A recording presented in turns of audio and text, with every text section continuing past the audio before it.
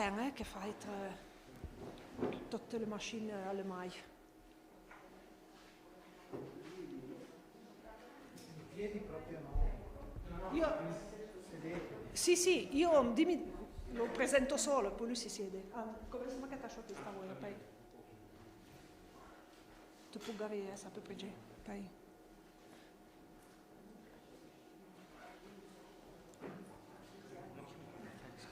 Tranquillo, tanto ti devo presentare me.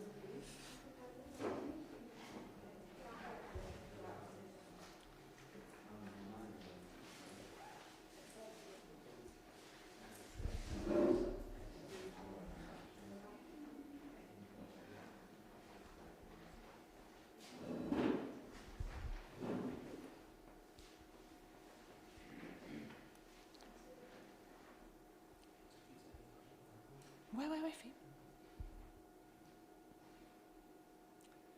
Mi dai tu il via, vero? Ok. Bon après-midi à tout le monde. On reprend avec la session de l'après-midi. Et je laisse tout de suite la parole à Fabio Armand, qui va nous présenter sa communication. Narrativiser l'expérience surnaturelle, la tangibilité neurale des imaginaires narratifs de l'Himalaya. Voilà, la parole qui va nous accompagner pendant un moment sera l'Himalaya, parce que maintenant nous allons nous déplacer vers l'Himalaya pour ce bloc de communication qui nous attend. Alors, merci Christiane. Et je te remercie aussi pour l'organisation de cette conférence, car tu nous donnes toujours la possibilité de nous retrouver à Saint-Nicolas pour des conférences très intéressantes. Comme vous voyez, j'ai modifié un peu le titre de ma présentation. J'ai rajouté un mot pour mieux indiquer le domaine dont je vous parlerai aujourd'hui. J'ai ajouté le mot sorcellerie. Mais avant d'arriver à l'ethnographie de la sorcellerie au Népal, j'aimerais faire une toute petite introduction de mon approche neurocognitive. En effet, aujourd'hui, nous fêtons avec Christiane Abri, que je ne vois pas dans la salle, mais ce n'est pas grave, nous fêtons les 10 ans d'un modèle d'anthropologie neurocognitive qui nous a permis de faire une comparaison sur la très longue distance à partir des Alpes valdôtaines, où j'ai commencé mes premières recherches sur le terrain, jusqu'à arriver dans les hauts territoires de l'Himalaya et au Népal en particulier. Comme vous le voyez, ce modèle d'anthropologie neurocognitive, il a été en quelque sorte fondé en 2011. Il s'est développé à partir d'une approche qui s'appelait BISO, Brain Incubator for Supernatural Ontologies. C'est une approche qui nous dit que tous les êtres surnaturels, car nous travaillons sur les êtres surnaturels qui hantent les imaginaires narratifs des êtres humains des terres hautes, mais aussi bien au-delà. Cette première approche de 2011, elle se limitait à dire que tous les êtres dits surnaturels sont générés par notre cerveau. Donc, en quelque sorte, notre cerveau, il devenait une sorte d'incubateur de ontologie surnaturelle. Un peu plus tard, en 2014, on a construit un véritable modèle d'anthropologie neurocognitive qui nous donne des informations plus précises sur cette création cérébrale, neurale des êtres surnaturels. C'est le modèle Brain Incubus qui fête donc aujourd'hui, et cette année plutôt, ses 10 ans. Et c'est un modèle qui nous offre un cadre neural, ontologique et narratif qui confirme donc la première approche de 2011 en mettant en évidence que tous les êtres surnaturels sont des corps fantômes. Et on verra plus tard qu'est-ce que signifie le mot corps fantôme. Avant de continuer, j'aimerais vous dire aussi quels sont les objets de nos recherches. Nous travaillons principalement dans le domaine du récit de croyance. C'est un récit particulier. Pour comprendre un peu mieux qu'est-ce que c'est un récit de croyance, j'ai choisi cette citation de Charles Joystin de 1979, où il nous explique très bien qu'est-ce que c'est ce domaine particulier de la narration. Il nous dit que le narrateur, il admet généralement la réalité des événements dont il parle dans le récit, même s'il relève de la dimension surnaturelle. Cette expérience qui est narrativisée en quelque sorte est toujours enracinée dans le quotidien. Et ce qui est très intéressant, c'est que le récit de croyance, il nous permet aussi de mettre en évidence la complexité de ces narrations. Car comme vous le voyez dans la dernière phrase de cette citation, un récit de croyance, il nous permet d'accéder à 3 domaines très importants, celui bien évidemment du récit, celui de la croyance et celui du rite. Pour mieux comprendre cette relation entre ces 3 domaines, nous pouvons dire que les récits de croyance sont des véritables bibliothèques qui nous permettent d'accéder aux croyances, aux rites des groupes humains au sein desquels ces récits sont transmis. Le récit de croyance, il nous permet aussi de faire un pont intéressant entre 2 domaines principaux, celui de l'expérience, donc en quelque sorte de la dimension individuelle, et celui de la narrativisation. La narrativisation est le processus de construction de sens. C'est de quelle façon un individu qui a vécu une expérience surnaturelle, il va la rapporter. Bien évidemment, dans ce processus de narrativisation, il y a sa culture, il y a ses croyances, sa religion, il y a tous les motifs narratifs présents au sein de sa culture qui sont utilisés pour donner un sens à son expérience surnaturelle et pour la transmettre aux autres personnes qui appartiennent à sa communauté. Nous voyons très clairement donc que l'expérience plus une interprétation culturelle dans le sens le plus large donne un récit narratif et une croyance. Le modèle d'anthropologie neurocognitive donc part des récits de croyance et il nous permet d'aller à la genèse de l'expérience de rencontre avec des êtres surnaturels. Le point d'accès de ce modèle tourne autour d'un état dissocié de notre cerveau, c'est la paralysie du sommeil. On va voir rapidement qu'est-ce que c'est. C'est un état dissocié de notre cerveau, très commun, à très forte prévalence. Jusqu'à 4 personnes sur 10 au cours de leur vie, ils peuvent vivre une expérience de paralysie de sommeil. Et il s'agit d'un phénomène très intéressant. C'est intéressant car tous nos grands muscles sont paralysés, tout comme ils sont paralysés dans un état particulier de notre cerveau, c'est celui que nous appelons normalement le rêve, mais en même temps, il y a une autre entrée de sens qui sont actives. Donc, qu'est-ce qui se passe lors d'une expérience de paralysie du sommeil? Une personne se réveille de son sommeil, elle se retrouve dans son lit, mais complètement paralysée. Elle n'arrive pas à faire des mouvements, elle ne peut pas demander de l'aide. Elle voit son environnement réel, elle voit le plafond normalement de sa chambre, et dans cet environnement réel, il y a des hallucinations qui se manifestent, ce sont des hallucinations qui sont plurisensorielles. Elle peut avoir la sensation qu'il y a une présence indéniable dans la chambre. La personne peut voir cette présence, une ombre noire par exemple, qui monte sur sa poitrine et qui crée une sensation d'oppression, de paralysie. On se sent bloqué. Bien évidemment, cette expérience fait très peur. Elle peut être plus rarement érotique aussi. Et souvent, les personnes qui vivent une expérience de paralysie du sommeil rapportent aussi des expériences hors du corps. C'est David Harford, c'est un anthropologue canadien qui a été le premier à avoir construit un lien entre des récits de croyances de la Terre-Neuve où il travaillait, autour de la Old Hag, cette vieille sorcière qui vient la nuit oppresser les dormeurs, et des épisodes de paralysie du sommeil. Il nous propose une approche qui est centrée sur l'expérience, une approche qui met en évidence en même temps l'expérience narrativisée et les bases neurophysiologiques qui l'ont générée. Ces récits d'expérience concernant la paralysie du sommeil nous ont permis d'utiliser 2 expérimentations séparées en stimulation corticale préopératoire, bien évidemment, dans le cadre de l'épileptologie. Je vais vous le présenter très rapidement, car c'est un peu compliqué. Je suis désolé si je vais simplifier un peu trop ces informations, mais c'est pour avoir un cadre de base pour aborder après les récits sorcellaires.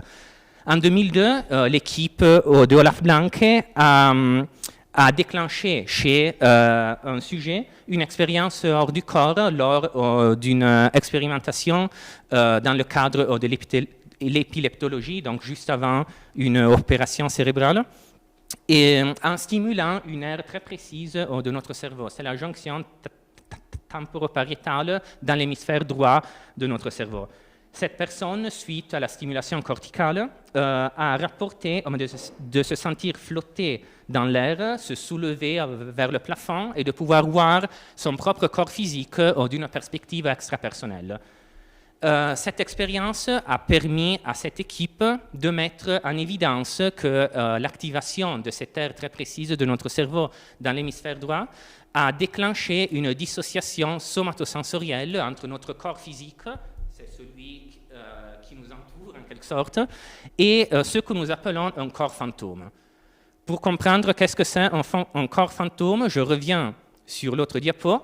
Vous voyez ce sillon, c'est le sillon central, et vous devez savoir que sur ce sillon qui sépare le lobe frontal du pariétal, il existe une carte complète de notre corps. Cette carte, normalement, est unie, est superposée aux limites de notre corps physique. Quand la jonction temporopariétale s'active dans l'hémisphère droit, il y a une dissociation.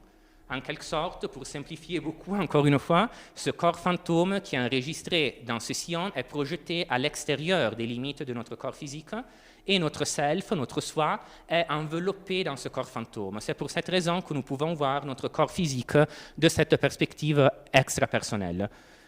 La deuxième composante dont je veux vous parler, et après je vous promets que je passe aux sorcières, c'est une autre expérience qui a été réalisée par la même équipe en 2006, quelques années plus tard, en stimulant corticalement la même aire corticale, mais cette fois-ci dans l'hémisphère gauche de notre cerveau. La patiente, suite à une première stimulation, elle nous dit qu'elle a l'impression qu'il y a quelqu'un derrière elle. Ensuite, elle nous dit que cette sensation est la sensation d'une ombre qui se trouve sur son dos, qui ne bouge pas et qui ne parle pas. Quand vous voyez cette image, la patiente est assise de cette façon, suite à une autre stimulation de sa jonction temporopariétale gauche. Elle nous dit que cette ombre, cette présence, est en train de la serrer désagréablement de ses bras. Et ensuite, cette présence arrive même à être contre-agentive. Elle semble agir contre elle lors d'une tâche cognitive. Elle dit clairement que cette ombre ne veut pas qu'elle lise une carte lors d'une tâche cognitive. Alors, qu'est-ce qu'il se passe lors de l'activation de la jonction temporopariétale gauche? Cette fois-ci, il y a toujours une dissociation entre notre corps physique et ce corps fantôme, mais il s'agit d'une dissociation agentive. Notre self, cette fois-ci, reste enraciné dans notre corps physique et ne reconnaît pas ce corps fantôme qui imite notre corps physique et qui agit même contre nous-mêmes. Il ne le reconnaît pas comme appartenant à nous-mêmes. Il l'interprète culturellement comme une présence aliène.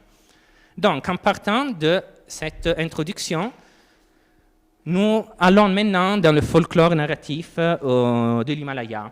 J'aimerais vous parler plus précisément du folklore sorcellaire. Le terme népalais pour indiquer une sorcière est le terme boxi. Vous devez savoir que la sorcellerie a une vitalité très forte au Népal. Aujourd'hui, vous le voyez bien, en 2020, il y a eu 58 victimes d'accusations de sorcellerie en domaine rural et en domaine urbain, mais il ne s'agit bien évidemment que de la pointe d'un iceberg. Nous devons chercher à comprendre qu'est-ce que c'est une boxi, qu'est-ce que c'est une sorcière dans ce contexte culturel. Est tout simplement une femme qui doit suivre un parcours d'apprentissage pour absorber des connaissances mantriques qui lui permettent d'agir contre d'autres personnes. Vous voyez dans cette image une représentation du rituel d'initiation d'une boxi népalaise. C'est une peinture sur le temple de Chinnamasta, que probablement David il connaît.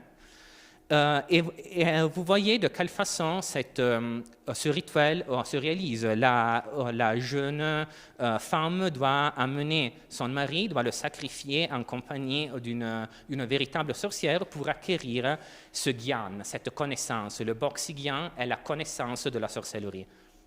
Pour encore mieux encadrer cet aspect, nous devons aborder au moins la première partie de ce mythe originaire du premier chaman. Est un mythe, une narration transhimalayenne présente dans tout le contexte de l'Himalaya. Dans la version que j'ai collectée, c'est Shiva Mahadev, qui est le détenteur de la connaissance universelle, qui veut apprendre à sa femme, Parvati, tous les enseignements des mantras positifs et négatifs. Malheureusement pour nous, elle s'endort quand son mari lui explique les mantras positifs. Elle ne se réveille que pour apprendre les mantras négatifs qu'elle va transmettre à la première sorcière, à la Dankini. Il y a donc une filiation directe. Et alors, selon cette approche de Parvati, la Dankini, cette première sorcière, et les actuelles sorcières humaines que nous pouvons rencontrer aujourd'hui au Népal. Dans cette présentation, j'aimerais me focaliser sur la figure de la boxi, de la sorcière, et sur les éléments expérientiels qui nous permettent de rattacher une partie de ces expériences sorcellaires à la paralysie du sommeil. La paralysie du sommeil est appelée, et avec ce terme, aitan, et en népalais. Et si nous cherchons dans le vocabulaire, nous trouvons cette définition très intéressante. Elle signifie opprimer, écraser. C'est un peu l'étymologie que nous trouvons pour le mot français cauchemar. C'est le mar germanique, c'est un esprit qui nous coche, qui nous écrase, qui nous pèse sur la poitrine. Et si nous lisons la définition complète, nous voyons très clairement que aitan garnu signifie opprimer et écraser, comme fait un nightmare, un cauchemar, et normalement comme fait aussi une sorcière. Et nous trouvons le degré zéro de nos narrations. Ajrati malai boxile aitan gari. La nuit dernière, à moi, une sorcière m'a fait de l'aitan. Elle est venue sur ma poitrine pour m'écraser. Un autre verbe très intéressant, c'est boxi samatne. Samatnu est un verbe très intéressant qui signifie être capturé, être pris, mais aussi être écrasé par une sorcière. Nous trouvons une première narration. C'est un jeune homme qui m'a raconté que quand il était enfant, il était en train de dormir dans sa chambre, il a ressenti, il emploie le verbe lagnu, c'est ressentir, on le verra plus tard, la signification précise, il a ressenti l'ombre d'un chat noir qui est monté sur sa poitrine et il a ressenti encore ce verbe lagnu, il a ressenti cette oppression, aitan, cette paralysie du sommeil. Un autre verbe très intéressant qui décrit ces expériences est le verbe chusnu. Boxile chusne, c'est la sorcière qui mord. C'est la morsure d'une sorcière. Au Népal, en effet, souvent, quand on rapporte une attaque sorcellaire, on trouve des signes comme celui que vous voyez très mal dans cette photo. C'est une sorte de morsure que l'on retrouve sur le corps. Alors, vous voyez dans le premier récit, qui est très intéressant pour ce que je vais dire plus tard, si j'ai encore le temps. La boxi vient de façon dissimulée pour faire des choses négatives et elle laisse au cours d'une expérience de paralysie du sommeil des marques bleues sur le corps. Notre informateur, il nous dit il nous dit aussi, pardon, je mélange un peu de franco-provençal, mais c'est bien. Il nous dit aussi que la boxi est invisible. Il emploie ce terme à drisha qui signifie qu'elle n'a pas une forme visible. Dans l'autre document, sur votre droite, vous voyez une autre référence très intéressante. Il nous dit que la boxi vient pendant nos rêves et elle peut nous mordre, elle peut monter sur notre poitrine pour nous mordre. Il existe des rites apotropaïques pour lutter contre ces morsures. C'est par exemple mettre le hinga, c'est l'asa fétida sur la morsure. Et si on met oui, ça va. Si on met cette épice, les dents de la boxi vont tomber. Une autre technique utilisée par les sorcières est celle de contrôler un autre esprit, de contrôler une sorte de fantôme, pour simplifier, qui devient un chauda. Chauda, il signifie serviteur. C'est un esprit familier d'une sorcière qui est envoyé pour attaquer un dormeur. Et on le voit très bien dans cet entretien avec Bupin, qui me dit qu'il est en train de dormir. Un chat noir, il est apparu dans son rêve, il lui est sauté sur la poitrine, il a mis ses pattes sur son cou, il a eu cette sensation d'étouffement, de difficulté dans la respiration, de cette lourdeur au niveau du cou, qu'il associe à la pression des pattes du chat. Il dit être paralysé et il voulait demander de l'aide et il n'y arrive pas. Là, c'est une description pour moi très claire d'une expérience classique de paralysie ou du sommeil. D'autres deux verbes qui nous aident à encadrer encore mieux cette expérience. Bupin, il emploie le verbe chalnu. Le verbe chalnu, il signifie faire croire que quelque chose est bien réel, mais elle ne l'est pas véritablement. C'est le domaine du rêve, c'est le domaine de l'illusion. C'est pour cela qu'il définit cette expérience, une expérience de rêve. Il utilise aussi un autre verbe très intéressant, chopnu, qui signifie être recouvert, quelque chose qui me saute dessus et qui m'opprime, qui m'écrase. Donc, encore une fois, on retrouve le champ sémantique de l'oppression et de l'écrasement. Le dernier document que j'aimerais vous présenter nous permet de regarder cette expérience du point de vue de la sorcière. Là, on était principalement dans la composante de l'AP3S, de cette présence alienne qui agit contre nous. Cette fois-ci, nous regardons la même expérience, mais du point de vue de la sorcière, du point de vue de l'expérience hors du corps. Ici, Gopal m'a raconté que les sorcières ont une sorte de double vie. Elles sont des femmes normales pendant le jour, mais pendant la nuit, elles peuvent changer de forme. Il emploie le mot rup, c'est la forme physique, c'est la forme corporelle. Elle peut changer soi-même et elle peut se transformer en Atman, dans un esprit décorporé, un esprit sans un corps physique. On a des difficultés à voir la sorcière. On a dit avant qu'elle est invisible, elle est adrisha, elle n'a pas une forme visible, elle n'a même pas une forme corporelle, elle est sous cette forme décorporée de Atman et dans cette condition particulière, elle peut attaquer une personne ou rencontrer d'autres fantômes et d'autres sorcières sous cette forme particulière.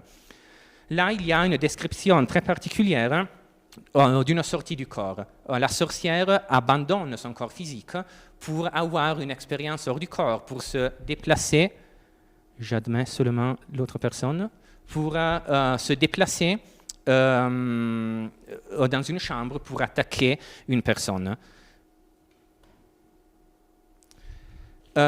Cette forme de Atman, de esprit décorporé, peut prendre une forme d'insecte. Je n'ai pas le temps de vous expliquer bien ce passage. Là, on a laissé les langues indo-ariennes, on est passé plutôt dans la haute montagne chez les Gurung, et vous le voyez bien que le sorcier Mongli, et avec ce terme particulier, il peut prendre la forme d'une abeille pour attaquer une personne et pour lui donner le Mongli Senyamuro. C'est le terme local pour indiquer la paralysie du sommeil. Mongli, c'est le terme pour sorcier. C'est un terme du tibétain, Si, pour indiquer le domaine de la mort et des esprits associés à la mort, et Nyamuro en Gurung et oriental signifie oppression, écraser. Encore une fois, ce même champ sémantique de l'oppression très typique de la paralysie du sommeil, et j'arrive à la fin, si Christiane me laisse encore quelques minutes, merci. En vous montrant ce schéma qui semble un peu complexe, mais qu'en réalité, si on le regarde un peu plus tranquillement, il n'est pas si complexe. Il y a bien évidemment deux niveaux dans ces narrativisations, dans ces narrations. Il y a un niveau neurophysiologique qui est celui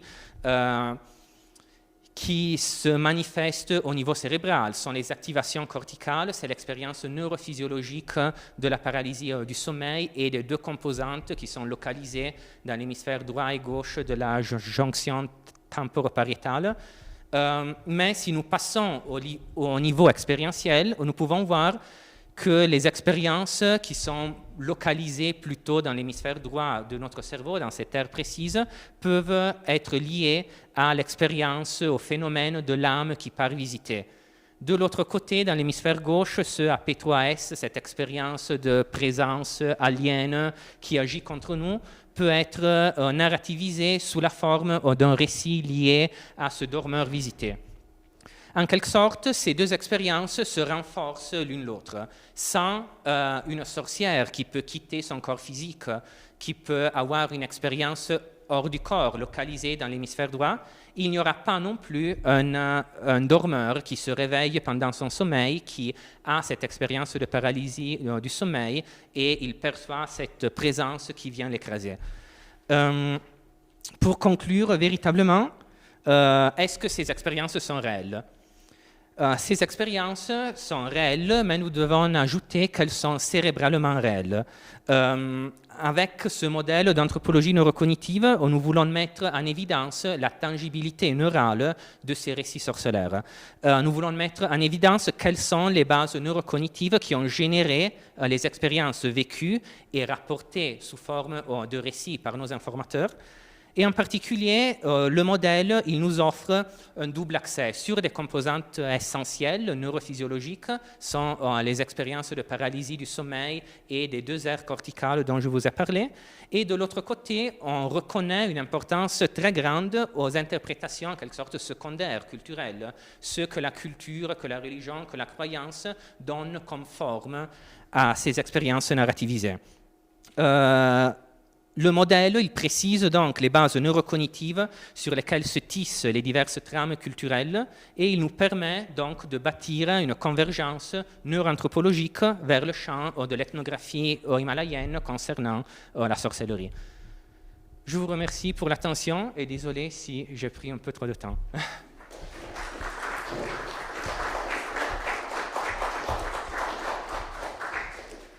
Il reste quand même quelques minutes pour les questions et c'est pour ça que nous sommes obligés de rappeler toujours l'heure à tout le monde, justement pour donner la possibilité à qui a des questions de les poser. S'il n'y a pas de questions, on passe au suivant. Donc c'est Stefano Beggiora de l'Université de Venise. On reste dans l'Himalaya.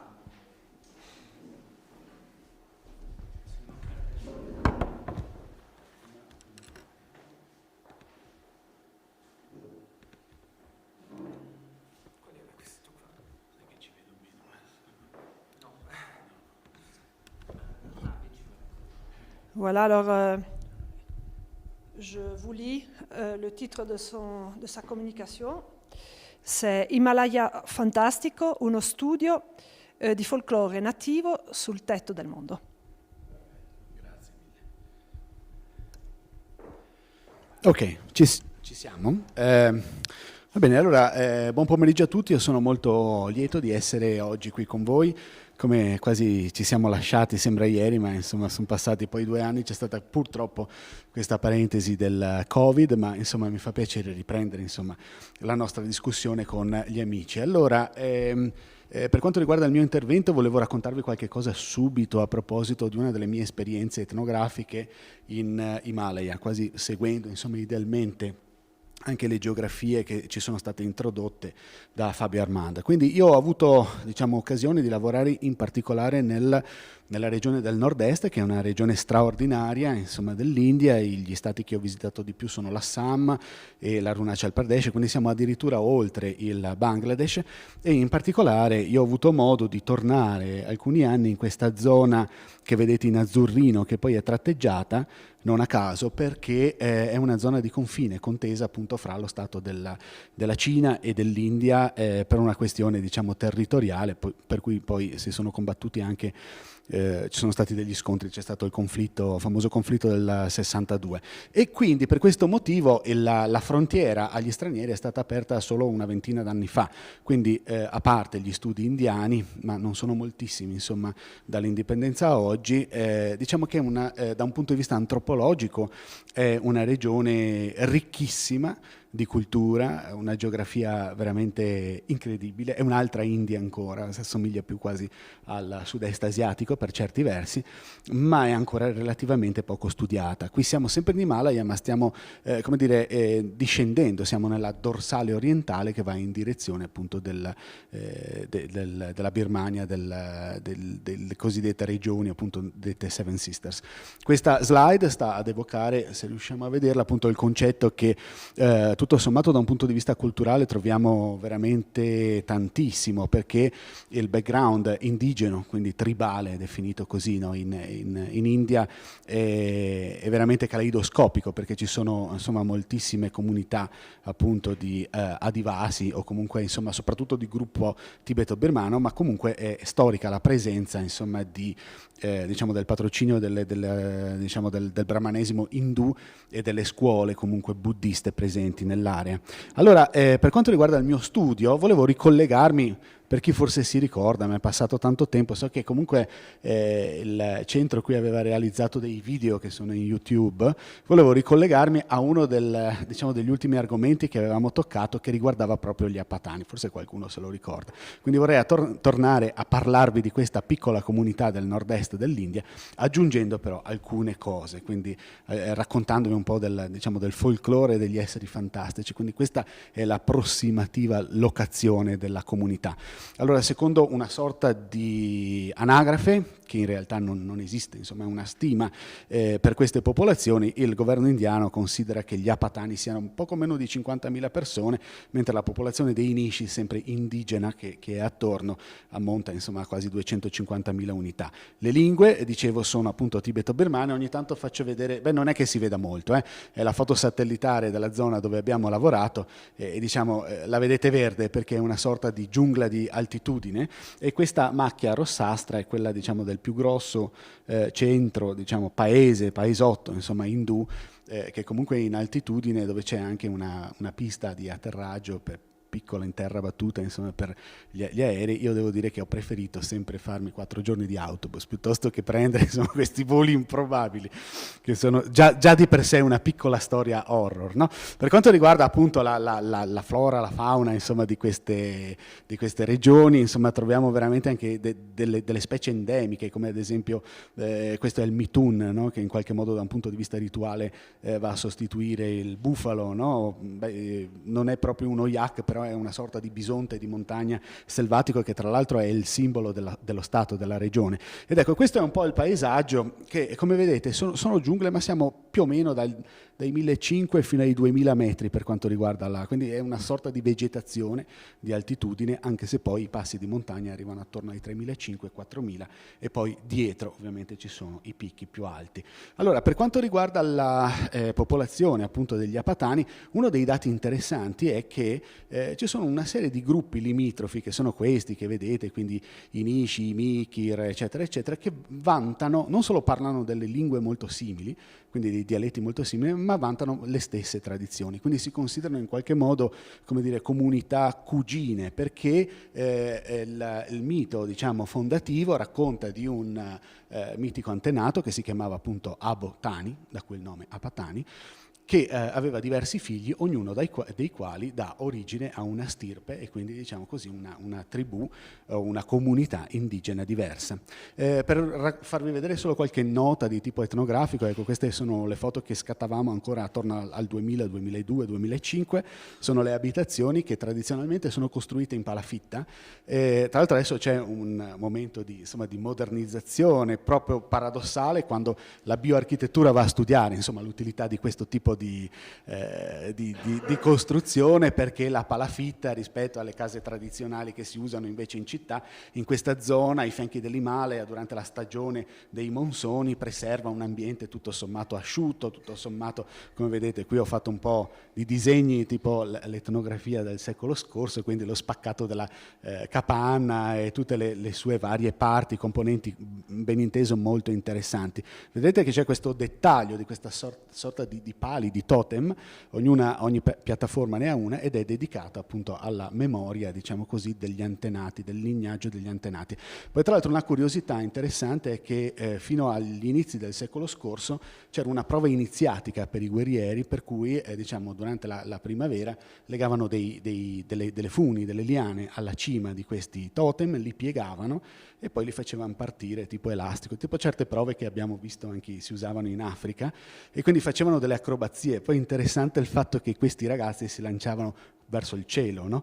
Ci sono tra l'altro, se cercate in Digital Himalaya, ancora dei footage degli anni 40 che fanno vedere gli ultimi. Poi si dice che sia stato vietato perché era diciamo, un esercizio un po' pericoloso, c'erano stati diversi incidenti. E volevo farvi vedere, chiudiamo le note etnografiche, come invece oggi, queste sono foto scattate prima del Covid, la struttura delle case rimane simile, ma diciamo tutta la parte della palafitta è stata sostituita dal cemento, sembrano un po' le villette che troviamo in India da qualsiasi parte, fatta eccezione dei luoghi rituali. Questa è una specie di altare dove si celebrano i riti. Per quanto riguarda appunto sempre questioni della cultura apatani, è interessante vedere che le donne soprattutto erano note per avere questi tatuaggi facciali veramente particolari e questa tecnica di dilatazione delle ali nasali, che un po' come i piattelli, no? Che alcune donne usano ancora appunto sulle orecchie o sul labbro inferiore. Qui c'è esattamente lo stesso uso, che era diciamo una sorta di iniziazione, una sorta di passaggio all'età adulta. Quindi mi hanno raccontato come diciamo, questi lobi appunto nasali, che talvolta erano fatti anche con delle sezioni di bambù, era per renderle belle, attraenti, subito dopo il menarca, e invece i tatuaggi erano per renderle brutte. Io ovviamente questo non ci credo, ma è un modo di dire, perché dal momento che si utilizzavano dei colori naturali, talvolta anche del grasso di maiale, spesso appena battuto il tatuaggio fatto a mano faceva delle infezioni, quindi si diceva che erano attraenti, quindi c'è una storia anche di rapimento, tipo Ratto delle Sabine, spesso no? C'erano delle incursioni, dei Dafla, erano cose del secolo scorso, e quindi non è che non fossero belle, è proprio che erano belle perché avevano raggiunto l'età del matrimonio, quindi insomma simboleggiava il passaggio. Da un punto di vista del disegno, ecco le parole che indicavo prima indicano appunto il piattello, il tatuaggio e lo strumento per battere i tatuaggi. Ecco, da un punto di vista simbolico questo è interessante perché mi hanno detto simboleggia il lignaggio di Abotani e le cinque tribù, le tribù cugine, diciamo.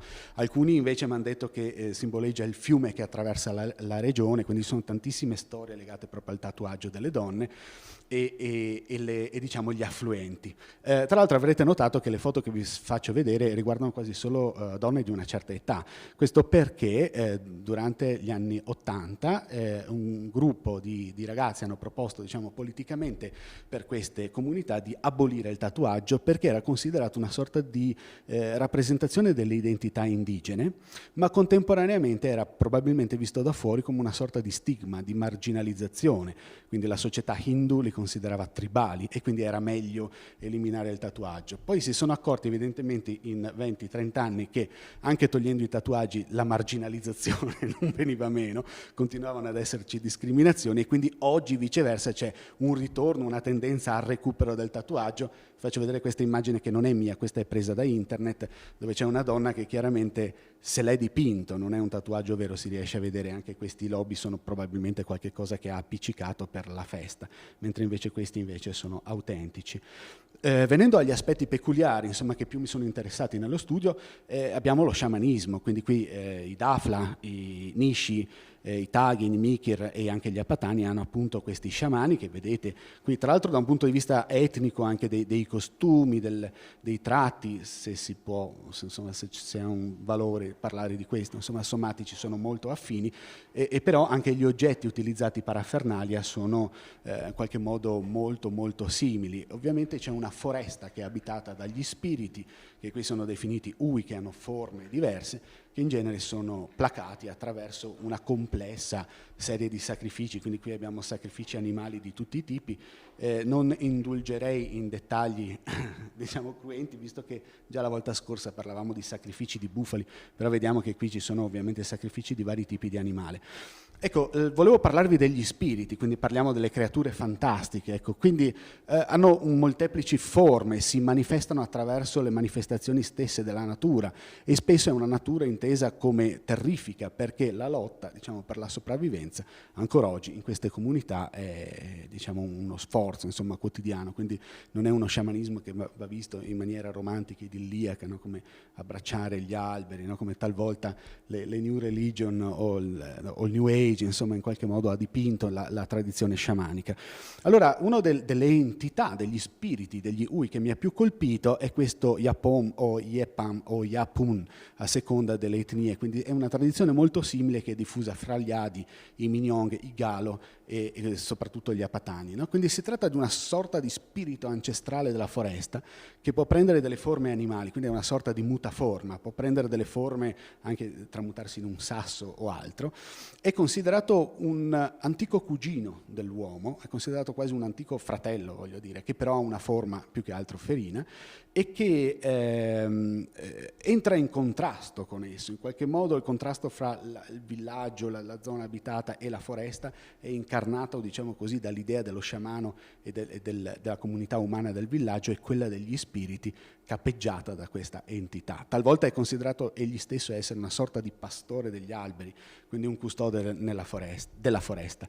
Il fatto più interessante però è che anche qui, un po' come ci raccontava Fabio, no, della Bangiancri o di episodi appunto simili, anche qui si racconta il fatto che lo Yapun rapisca degli esseri umani e che talvolta scompaiono nella foresta. Forse questo è anche un modo, insomma, religioso, mitologico per spiegare magari incidenti che realmente succedono. Talvolta si parla di bambini che scompaiono, che non sono più trovati, no? E che talvolta però sono restituiti. Per ritrovare queste persone che sono scomparse nella foresta deve intervenire per forza di cose lo sciamano. Quindi ancora una volta abbiamo dei rituali di mediazione, lo sciamano entra in trance, offre delle vittime, no? In sostituto all'anima, al rapito, affinché questo torni indietro. Però un dettaglio interessante che ho trovato qui e non l'ho trovato da altre parti è che se nel caso in cui questo tipo di trattativa fallisse è possibile arrivare a un certo tipo di coercizione che in realtà negli studi sciamanici c'è. Quindi in realtà non potendo interagire, non potendo fare un bargaining, diciamo, con gli spiriti della foresta, ecco che gli sciamani ordinano l'abbattimento di alcuni alberi che si considerano sacri allo Yapun, ma non direttamente. Prima si ferisce l'albero, poi lo si intacca più profondamente e poi eventualmente si arriva ad abbatterlo. E molte volte mi è stato raccontato che basta solo tagliare alcuni rami e alcuni dei rapiti ritornano indietro. Quindi è una storia molto interessante. Questi alberi sono il silok, che è il banyan, tra l'altro albero sacro in India, o questo che loro chiamano jalna, che sarebbe un po' un altro tipo di albero, è un mandorlo indiano. Ecco, un dato molto interessante è che quando questi addotti, chiamiamoli così, ritornano, spesso hanno questo concetto che ritorna molto nelle fairy tales, cioè di non ricordare che cosa è successo, di non avere la dimensione del tempo, e quindi insomma abbiamo tantissima letteratura su questo anche nella vecchia Europa, e talvolta si parla di bambini, quei bambini che ritornano con qualche cosa in più, cioè con qualche oggetto magico che loro tengono in mano, che possono essere magari degli insetti, delle pietre preziose, semipreziose, dei rametti, delle conchiglie o quant'altro, che lo sciamano può interpretare, quindi può capire se saranno maledetti, se moriranno presto, se porteranno sciagure nella comunità o se invece saranno degli eletti e quindi saranno destinati a manifestare dei poteri che molto probabilmente li porteranno attraverso il percorso sciamanico. Quindi direi che questo è molto interessante. Alcuni, e questo è un argomento molto più delicato, quindi io sono riuscito a parlare di questo argomento più con le persone anziane, perché ovviamente con i giovani forse dipende, è un tema vissuto come molto intimo. C'è anche un rapporto di tipo sessuale con queste entità. Talvolta c'è una persecuzione, un rapimento che è inteso quasi a scopo di violenza sessuale. Tal'altra invece c'è un ritrovo di una mediazione con questi spiriti in cui si racconta che le persone rapite e portate nella foresta, portate in una dimensione parallela, abbiano vissuto una dimensione paradisiaca in cui abbiano potuto unirsi, insomma, sessualmente con questi spiriti. Quindi stiamo parlando ancora una volta di un tema che anche in Occidente non è poi così. Il crimen concubitus cum creatura spirituali, scriveva appunto no, Ginsburg, no, che citavamo questa mattina, che l'Inquisizione cercava, no, queste cose, rapporti sessuali o sensuali, insomma, con i fantasmi, no? E quindi dicevo che molti, ecco, vi faccio vedere, questi sono invece due, allora uno è uno sciamano, lo chiamano Bompo come in Nepal qui, e un altro invece è un dottore che non è in grado di indursi in trance, però entrambi sono di una comunità limitrofa, sono dei Butpa e dei Monpa, sono delle zone vicine, mi hanno raccontato queste cose. Allora a quest'età già mi raccontavano più dettagli, anche più, insomma, un po' più hard, se mi concedete il termine. Il signore lì doveva avere attorno agli 80 anni, però mi diceva: io ancora adesso mi vengono a trovare nel sogno, e quindi ancora andiamo in un posto nella foresta, me lo indicava, no? Allora, scusate, questo è per riderci un po' sopra. C'è una certa letteratura negli studi sciamanici che ha interpretato questo tipo di rapimento nella foresta, ma anche vissuto come una sorta di matrimonio con questi spiriti guida o ancestrali della foresta, come un'esperienza iniziatica che traduce poi moltissime varianti in area himalayana, tra cui proprio la questione dello Yeti. Quindi c'è quel famoso lavoro di Peters, che poi è stato poi ripreso anche da molti studiosi nepalisti in particolare, almeno una trentina hanno detto sì, effettivamente è così. Volevo citare Davide Tori, che parlerà dopo di me, che ha detto sì, in molti casi potrebbe essere, però ha scritto un articolo interessante in cui dice no, ci sono, però per alcune culture ci sono figure molto simili di questi spiriti della foresta, che sono molto diversi, insomma, dall'immaginario dello scimmione, che però hanno una funzione decisamente diversa. Ecco, in Nepal c'è il Banjankri, appunto, per le popolazioni, insomma, per i gruppi che ha studiato anche Fabio, che ha esattamente questa identica funzione. Volevo concludere e parlarvi di un'altra creatura strana su cui c'è stata una certa letteratura, ma non è stata mai interpretata a dovere, no? Allora vi racconto prima la storia di che cosa si tratta e poi come l'ho vissuta io, no? Quindi diciamo immediatamente dopo la seconda guerra mondiale, quindi quando l'India ha raggiunto l'indipendenza, ma nel territorio c'erano ancora gli inglesi, c'era questo signore che vedete nella foto, che era Ralph Izzard, che era un agente dell'intelligence, quindi era rimasto in India, poi in queste zone particolari di confine dove poi si era combattuta anche la guerra, no? E che dopo, diciamo, l'indipendenza decide di rimanere e assume, diciamo, delle funzioni di tipo giornalistico, fa il corrispondente per un importante newspaper, appunto, londinese, e a un certo punto lui viene a sentire che proprio nella zona degli Apatani viveva una specie di, una sorta di mostro, di rettile perduto, una specie di dinosauro, insomma, no? Un po' come il Nessie di Loch Ness, per intendersi. Quindi lui ha notizie di queste cose. Tra l'altro il territorio era al tempo ancora in certa misura inesplorato, c'era un po' ancora il mito in quegli anni, gli anni 50, non solo dello Yeti in Himalaya, ma anche della Valle Perduta, no? Di Shangri-La e di altre cose che erano interpretate molto da un punto di vista proprio non metaforico, ma alla lettera. E quindi lui riesce ad avere dal governo indiano fondi proprio per una spedizione per trovare questo, si chiama Buru, no? Questa specie di creatura, e ovviamente vi dico subito come finisce: non la trovano, e quindi, diciamo, questo fallimento poi lui lo racconta in questo testo che è The Hunt for the Buru, che in realtà pochi conoscono, ma è ritornato, diciamo, in auge in questi ultimi decenni come uno dei criptidi, no? Di questi animali o creature. Ecco, questo è l'articolo di Stonor, che era un naturalista che tra l'altro partecipò a queste fantomatiche ricerche in quegli anni dello Yeti, senza alla fine mai trovarlo, anche perché si interpretavano, diciamo, in chiave zoologica invece dei miti che erano tramandati, che avevano comunque una chiave metaforica molto forte, ma che evidentemente al tempo interessava poco, proprio delle culture locali. Ecco, forse il Buru si conosce meno rispetto al mostro di Loch Ness, perché forse ha meno appeal, però comunque se vedete un po' la descrizione, anche lui è, insomma, la sua dignità, insomma, di creatura fantastica. Allora è interessante che io mi sono accorto, quando ho letto per la prima volta, ho avuto notizie, vedevo, no, di queste creature un po' come l'uomo falena, altre cose, che si parlava del Buru degli Apatani. Finisco, grazie.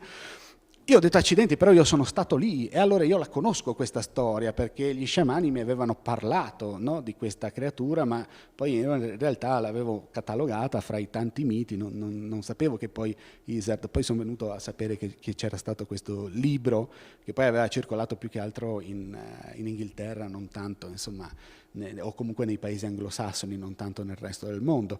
Allora, niente, abbiamo deciso insomma di scriverci sopra qualche cosa e quindi in sostanza lì, mentre Isar a un certo punto perde l'occasione di fare un po' di buona etnografia, insomma quantomeno insomma, siamo riusciti a ricostruire che si tratta di un mito di tipo fondativo, di un mito cosmogonico, in cui questo buru, fantomatico buru, non è veramente un dinosauro, non è veramente un rettile come è rappresentato, ma è un onniforma, un mutaforma ancora una volta, no? Quindi è un serpente d'acqua, è un bufalo, è un cinghiale che sta nel fango, è un rettile d'acqua, però quello che è interessante è che è l'acqua che ritorna sempre, più che queste fattezze animali, come dice Lia, esattamente, ne parlavamo stamattina dell'acqua. Perché l'acqua? Perché l'acqua anche in questi miti, non solo nell'induismo, nel buddismo, nelle religioni, pensate al diluvio, no?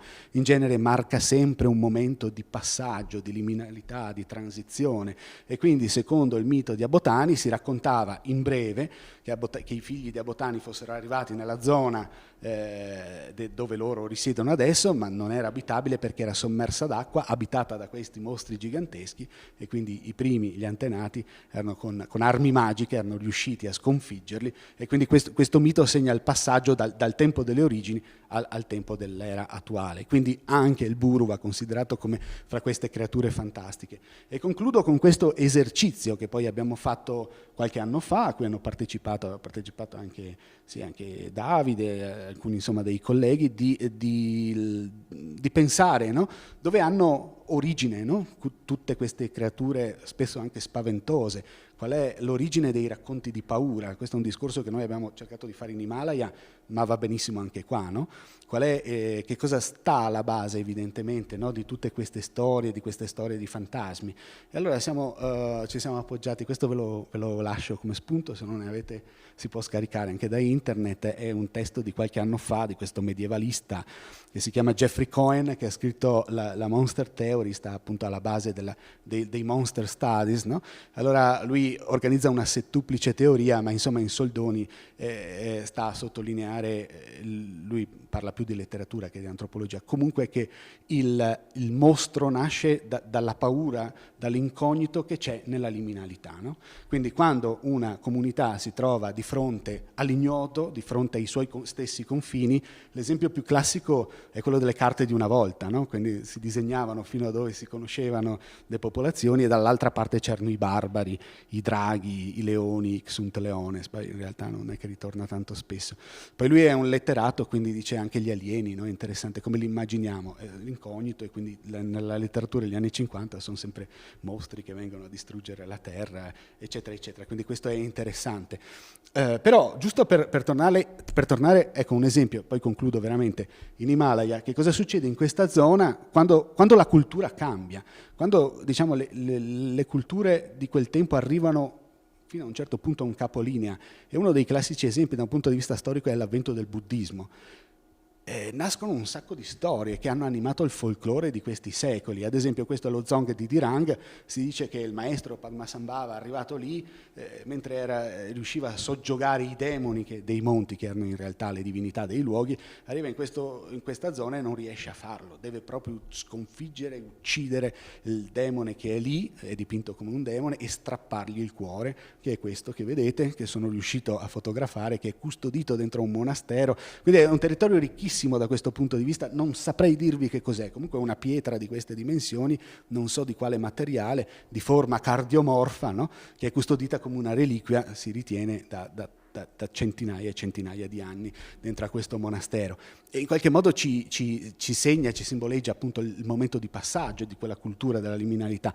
Quindi insomma in soldoni i momenti sono due: abbiamo le dinamiche esogene, quindi quando una cultura arriva ad esempio in questi giorni, in questi anni, a un cambiamento epocale, l'avvento con la modernità, il cambiamento la crisi dei valori ad esempio, e quindi nascono insicurezze, incertezze, storie anche di mostri. La natura si ribella al cambiamento climatico, ecco uno dei temi che abbiamo toccato, ma anche, ritornando alla storia dello Yeti, del Banjanki, dello Yapom, anche nei percorsi, diciamo così, introspettivi, esistenziali, come tutti i momenti di passaggio che noi attraversiamo nell'arco appunto della nostra esistenza, della nostra esperienza, i riti di iniziazione. Ecco, questo è un po' il mio spunto, ecco, questa è solo una slide per farvi vedere i paesaggi, comunque splendidi, insomma, di queste zone.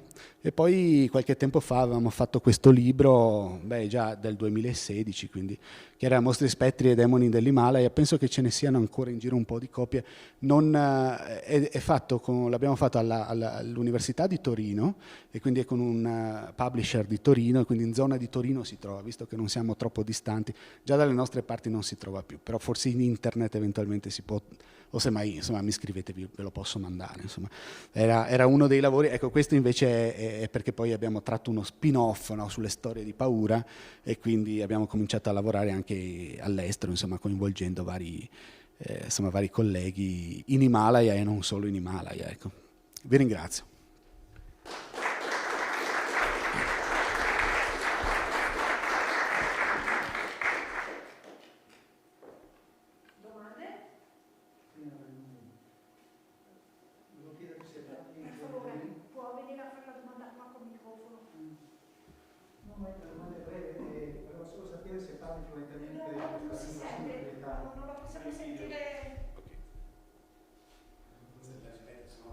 Volevo solo sapere se parla fluentemente questa lingua sino-tibetana. Allora, questa è una domanda fondamentale, perché ne parlavamo insomma anche con il professore giusto ieri, e conoscere le lingue per questo tipo di studi è assolutamente necessario. Allora, nel mio caso no, cioè io ho avuto la possibilità di studiare in maniera abbastanza approfondita 4 comunità in diverse zone dell'India, indigene, e in realtà è una goccia nel mare, perché sono più di 400, e diciamo in un caso io sono riuscito ad arrivare, diciamo, a un certo livello, ho scritto un dizionario, sono riuscito a capire come funziona la grammatica, ho avuto modo di stare lì parecchio, ed è diciamo, una lingua del cepo Mundari, no? In questa zona, gruppo tibeto-birmano, devo dire di no. Ho avuto una serie di troppo difficile, man mano che andiamo avanti col tempo sempre meno tempo, però e quindi ho dovuto avvalermi insomma di maestri di scuola, perché ci sono dei programmi che, siccome considerano queste lingue endangered, quindi insomma stanno scomparendo, quindi ci sono tanti programmi per la salvaguardia eccetera, e quindi io avevo sempre delle persone che o mi accompagnavano o comunque mi hanno aiutato anche nel registrare. Io ho registrato anche, ho fatto questi documentari, e quindi registravo i rituali, e siccome sono percepiti come parte insomma della tradizione, quindi le canzoni eccetera eccetera, poi siamo rimasti, come dire, diversi giorni a sbobinarle insomma in qualche modo e a tradurle, e abbiamo fatto questo tipo di lavoro. E purtroppo no, mi ci servirebbe un'altra vita. Ma devo dire, sempre restando a Torino, che ci sono stati 2 miei studenti che sono stati là per diverso tempo e hanno cominciato a studiare, e quindi adesso è complessa la questione, perché non si può impararlo in maniera fluente in poco tempo, però sono stati diversi mesi e lo stanno studiando, quindi poi in realtà abbiamo lavorato in questo modo, no? E direi che è bene, insomma.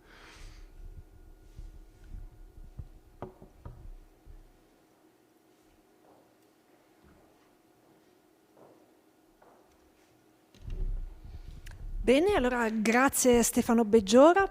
Passo la parola a Davide Torri dell'Università di Roma 1, e sarà ancora questa una comunicazione sull'Himalaya.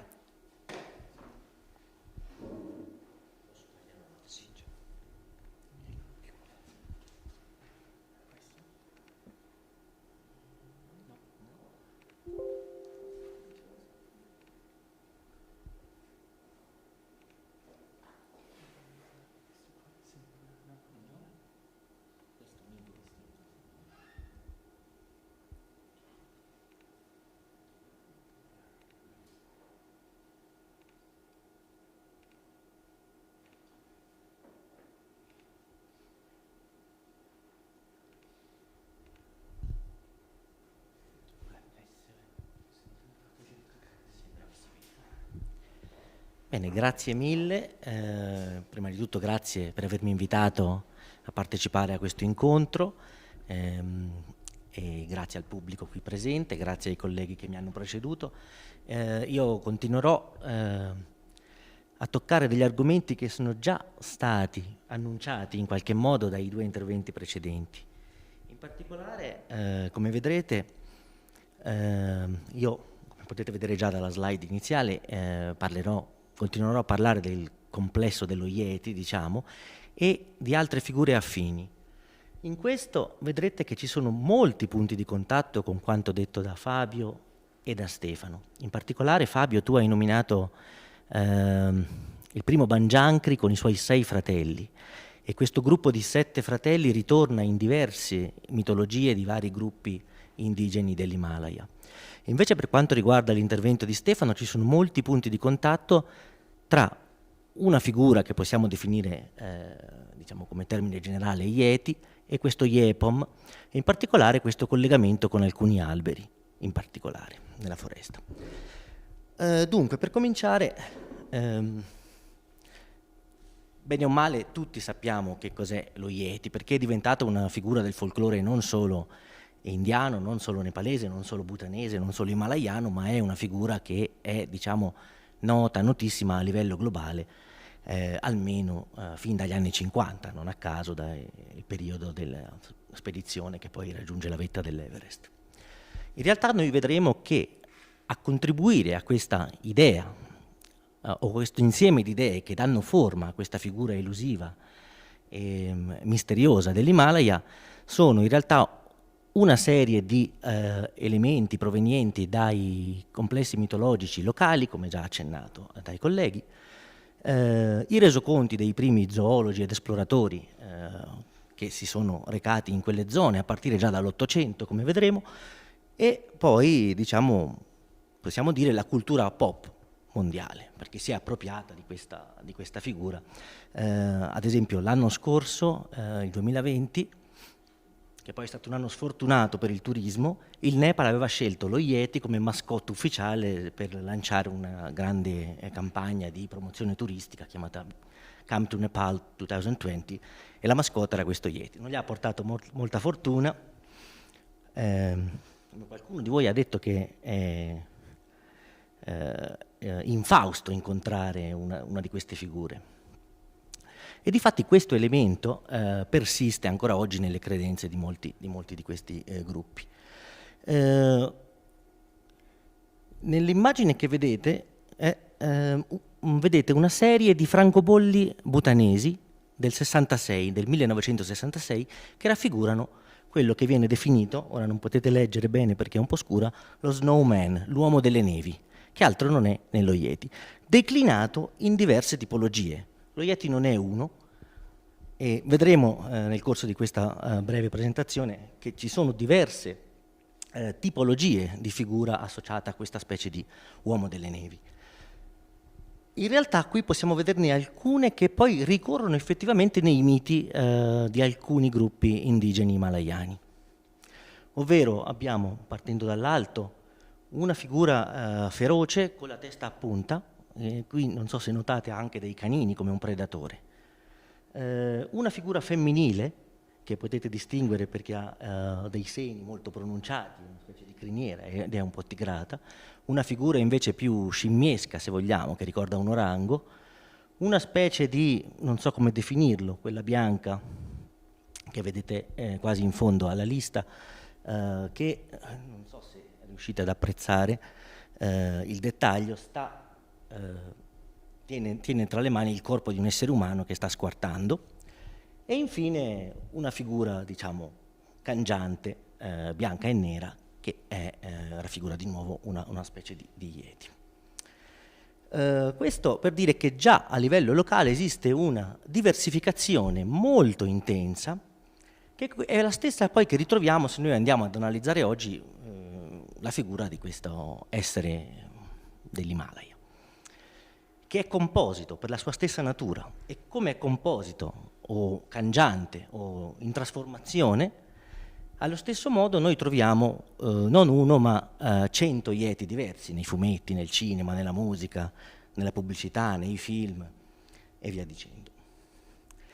In parte nel corso di questo intervento vedrete anche le modificazioni che questa figura ha subito in tempi recenti tramite l'analisi di alcuni articoli di giornale apparsi sulla stampa indiana e tibetana. Dunque, anzitutto il termine Yeti è quello più noto, come abbiamo detto, a livello globale, ma ci sono anche altri termini lungo l'arco himalayano che denotano questo, e penso di poter anche dire che anche la figura dello Yepon per certi versi potrebbe essere assimilata a questo complesso di figure. E la parola Yeti sembrerebbe derivare da una espressione in lingua lepcha, Yete, che a sua volta deriverebbe dal tibetano. Gli Sherpa sono una minoranza che vive nella valle di Khumbu in Nepal, ovvero l'area circostante all'Everest, e questo gruppo ha una cultura tibetana e parla una lingua che di fatto è un dialetto del tibetano. Allora, in tibetano però, la parola che più assomiglia a Yete è Yadred, che vuol dire orso delle rocce. E questo è già un dato interessante, ci dice che innanzitutto probabilmente per gli Sherpa lo Yeti non è un ominide come lo intendiamo noi da un punto di vista zoologico, quindi un primate, ma è semmai più simile ad una specie di orso. E questo ritorna, tant'è che in tibetano la parola dread significa proprio orso. Ora, il gioco linguistico qui è sulla pronuncia, perché la parola dread in tibetano si pronuncia je, e quindi ye, je, poi piano piano nei vari dialetti viene storpiata fino a diventare yeti. C'è un'altra parola che viene usata sempre dagli Sherpa per indicare questa figura, che però è più ambigua. Mentre la prima significa orso delle rocce, c'è mi-te, che vuol dire uomo orso. Quindi c'è già una distinzione, è una specie di orso che però può essere scambiato per un umano, vuoi perché cammina su due piedi, vuoi perché manifesta anche una serie di comportamenti che non sono quelli tipici degli orsi himalayani. L'orso in questione, quello definito orso delle rocce, è l'orso bruno himalayano. Ci sono vari tipi di orsi nell'Himalaya, quello che gli Sherpa definiscono con questa parola è l'orso bruno. Però ci sono anche altre parole, come mi-go, che significa uomo selvaggio, e qui lasciamo l'ambito zoologico per addentrarci proprio in una antropomorfizzazione o in una concezione più antropomorfica di questa creatura, che quindi non è parte del regno animale, ma è qualcosa che invece è molto più vicina a noi. E altri termini che vedete qui rappresentati: mi-cempo, l'uomo grande, perché queste figure spesso sono gigantesche, ma poi vedremo che ci sono anche qui delle diversificazioni, o mi-kang, uomo della neve, uomo delle nevi. Altre zone nelle quali io ho lavorato, tipo il Nepal centrale, presso un gruppo che fino a non molto tempo fa era definito Sherpa delle Lambu, quindi parlano una lingua simile a quella degli Sherpa, queste creature vengono definite invece Nyalmo, la cui etimologia è però del tutto incerta. E vedremo in seguito anche altri gruppi. Ma ora volevo fare un breve excursus su quelli che sono i cosiddetti primi avvistamenti di questo fantomatico essere himalayano. Uno dei primi è quello riportato da Hodgson, uno zoologo inglese, che nel 1832 sul Journal of the Asiatic Society of Bengal scrive che durante una spedizione la sua scorta armata era stata messa in allarme dall'apparizione di un uomo selvatico, e lui dice, da zoologo, probabilmente un orango, anche se è risaputo che non ci sono gli oranghi in India e in Nepal. E infatti aggiunge, ma io dubito della loro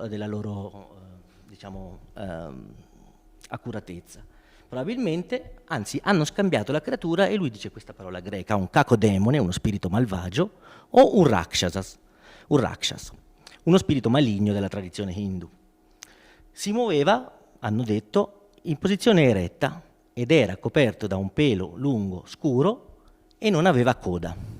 Quindi questa è una delle prime descrizioni abbastanza accurata, perché la scrive uno zoologo, basata sulle informazioni dategli dalla sua scorta.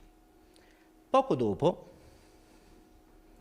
cioè diciamo non pochissimo dopo, nel 1899, un altro ufficiale britannico, nonché zoologo e botanico dilettante, Waddell, nel suo volume di memorie sul periodo che aveva trascorso nella zona del Sikkim e del West Bengal nord-occidentale, in particolare il distretto di Darjeeling, racconta che aveva scorto le orme di un uomo selvatico. Questa cosa delle orme poi ritornerà ed è un particolare molto importante, è un dettaglio importante questo delle orme, perché poi vedremo che ci sono diverse teorie su queste orme. Dunque,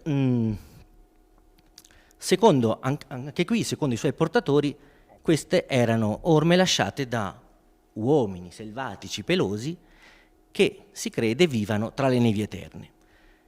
E lui però dice subito una cosa che per noi è molto interessante: questi uomini pelosi probabilmente, secondo me, sono il grande orso giallo, l'Ursus isabellinus, dice lui, quindi avvicinandosi poi al significato etimologico della parola Yeti. Andiamo al 1915. In una lettera alla Società Zoologica di Londra, un ufficiale forestale, sempre del distretto di Darjeeling, scrive di un suo incontro durante una missione sulle colline con una sorta di scimmia, la descrive lui. Quindi dall'orso passiamo invece a una descrizione di un essere invece più vicino alle scimmie. Con lunghi peli sulla faccia, gallognoli, del colore delle scimmie del Bengala, i macachi.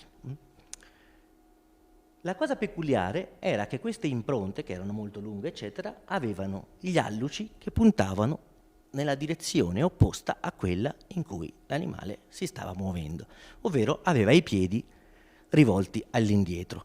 E questo è un tratto che, diciamo, fa sobbalzare subito gli studiosi di folklore, perché i piedi rivolti all'indietro sono associati a diverse diciamo, creature del folklore di varie zone del mondo. Nel 1937 di nuovo si parla di queste fantomatiche orme. Il giornalista dello Statesman di Calcutta, Harry Newman, che poi per inciso è colui che conia l'espressione abominevole uomo delle nevi, racconta in un articolo di questo spirito o gigante, lui usa tutti e due i termini, che dal Sikkim e il Bengala nord-occidentale si sposta e lascia queste impronte. E tutto quello che si può vedere di lui sono queste impronte, perché chi lo vede realmente invece è condannato ad una morte improvvisa, mentre invece chi vede le impronte le considera un buon auspicio. Quindi vedere la creatura è segno di morte sicura, cioè imminente, mentre invece le impronte hanno un carattere benefico. Fino ad arrivare alle famose foto del 1951 della spedizione di Shipton e Tom Bourdillon, che durante una perlustrazione per vedere le eventuali vie di ascesa alla vetta dell'Everest trovano queste impronte che, fotografate, poi vengono diffuse dalla stampa globale e provocano una vera e propria mania dello Yeti in quegli stessi anni. E vabbè, le foto sono famosissime, le ha mostrate anche Stefano nella slide precedente. Qui vedete l'intera serie. Nella prima foto vedete c'è anche il paragone proprio con la scarpa di Shipton in persona e niente, c'è la descrizione di come loro trovano le foto e crea subito e si pone subito come una prova tangibile dell'esistenza di questa creatura. La storia delle orme poi prosegue nel corso degli anni fino a uno degli ultimi casi, che è quello del 2019, quando una pattuglia dell'esercito indiano diffonde un filmato in cui si sostiene, in cui sostengono questi soldati di essersi imbattuti in una pista di tracce che sarebbero state lasciate da uno Yeti. Ovviamente poi c'è stato una specie di scandalo e c'è stato, diciamo,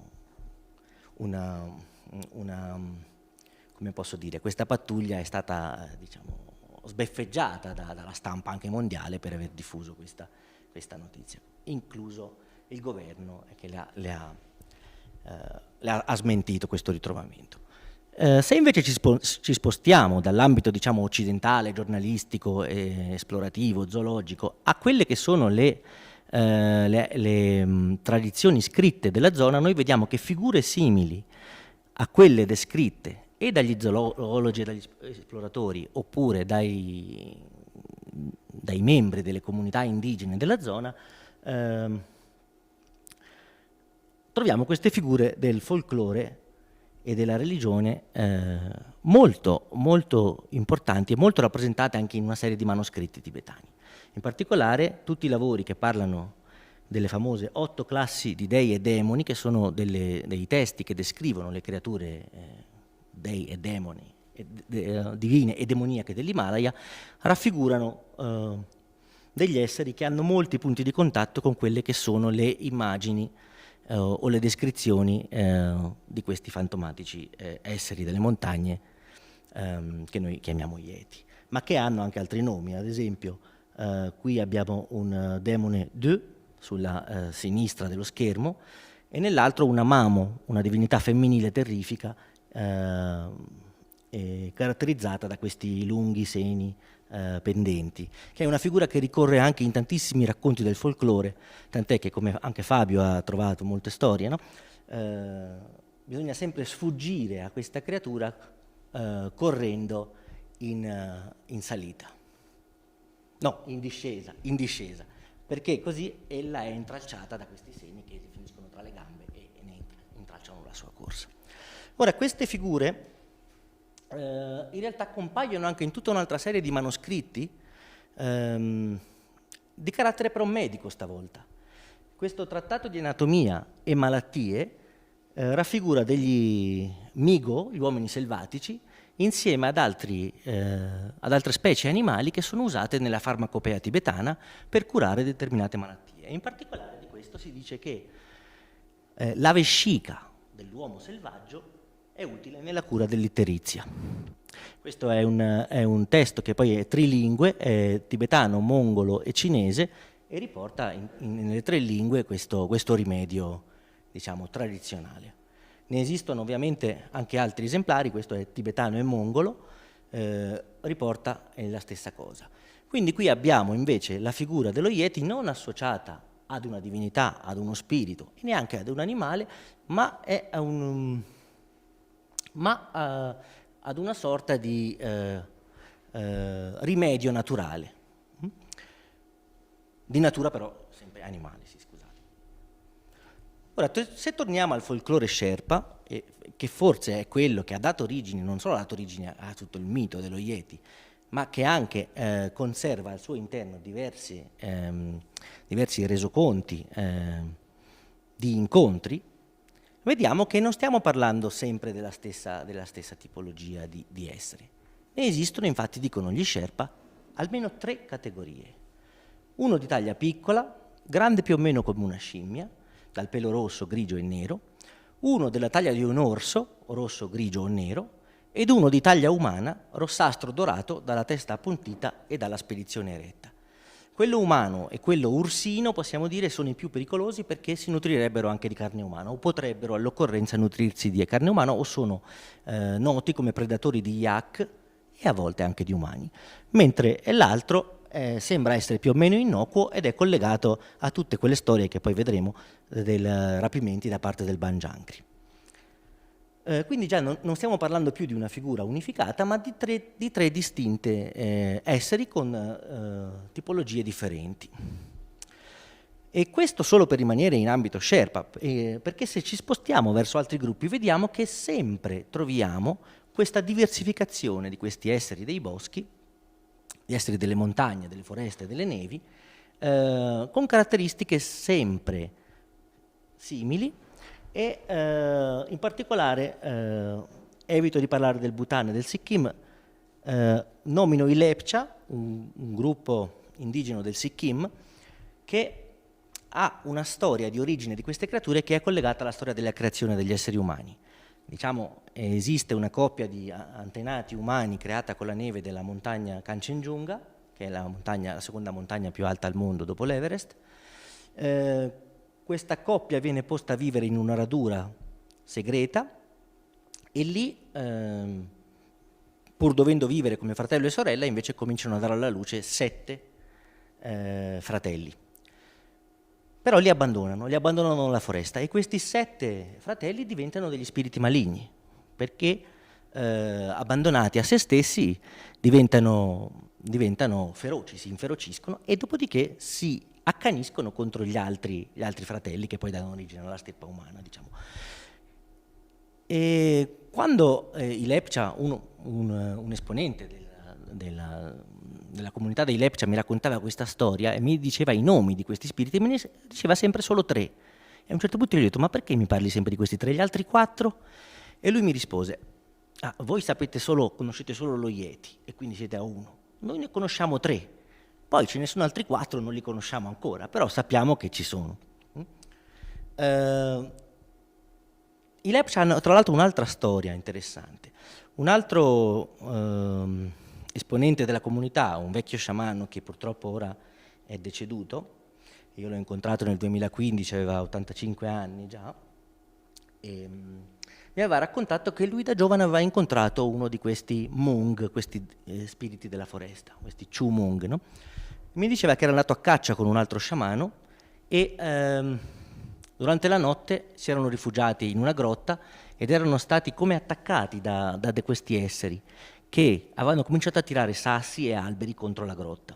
Allora lo sciamano più anziano che era con lui aveva fatto una specie di rituale e come per incanto questi gesti di minaccia, di aggressione erano cessati, e la mattina dopo avevano avuto una caccia fruttuosa, perché, mi diceva lui, il Jampi Hmong, che è quello che voi chiamate lo Yeti, in realtà è anche il dio della caccia, e se tu lo veneri, lui ti assicura una buona caccia. Se invece tu vai a caccia senza chiedergli il permesso, lui ti aggredisce.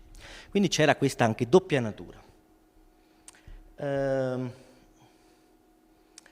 Vado un po' veloce perché il tempo sta stringendo. La Valle di Elambu, dove io ho svolto la gran parte delle mie ricerche, di nuovo suddivide le creature della foresta che vengono chiamate Rimi. Ri vuol dire montagna o foresta e Mi vuol dire esseri umani. Riconosce l'esistenza di diverse di queste entità. Allora c'è il Ribombo, lo sciamano della foresta, che è simile alla figura che citava prima Stefano, il Banjankri, più o meno è la traduzione letterale di Banjankri, che però è collegata a un albero, è sempre l'albero più vecchio della zona che viene identificato con questa figura dello sciamano della foresta, che viene chiamato anche lo sciamano albero, lo sciamano di legno, perché sarebbe proprio un albero sciamano. E poi ci sono 2 tipologie di esseri, diciamo, come gli Yeti, che sono il Nyalmo, che è quello grande femminile, e il Longye o Longhe, che invece è quello piccolo, che diciamo della taglia di una scimmia, con la testa, viene descritto da loro con la testa appuntita, le braccia lunghe e il pelo rossiccio. E a volte si dice che questi 2 sono in realtà parte della stessa specie e sono sempre in coppia, marito e moglie, quello grande e quello piccolo, quello grande è quello femminile e quello piccolo è quello maschile. In un testo tibetano, che è una guida alla terra nascosta del boschetto del loto, Pema Tsala è il nome segreto della Valle di Elambu in tibetano, si dice, tra le varie offerte che sono riportate lì nel testo in tibetano, potete vedere quelle evidenziate in giallo, parla del Migo, quello è il Migo, l'uomo selvatico. Se appare un uomo selvatico bisogna offrirlo in sacrificio ad Dorje Legba, mentre prima parla di offrire un animale predatore o sotto uccelli grandi o piccoli, quindi di nuovo viene inserito, diciamo, nel regno animale come una figura della zona. Quindi c'è sempre questa ambiguità di questa figura che è a metà tra il mondo animale, il mondo degli spiriti e il mondo diciamo umano. È una figura, come è stato detto, liminale, no? Allora, faccio 2 esempi dalla stampa, poi ho finito. Dunque, molto significativi. I tibetani ammoniscono gli esploratori dell'Everest che vive una specie di esseri pericolosi sulle pendici e quindi ammonisce gli esploratori a cessare i loro tentativi di scalare la montagna, perché dice esiste questo essere che si nutre di yak, di bufali e di esseri umani. Ed è lo stesso fotografato, loro dicono, da Shipton, eccetera.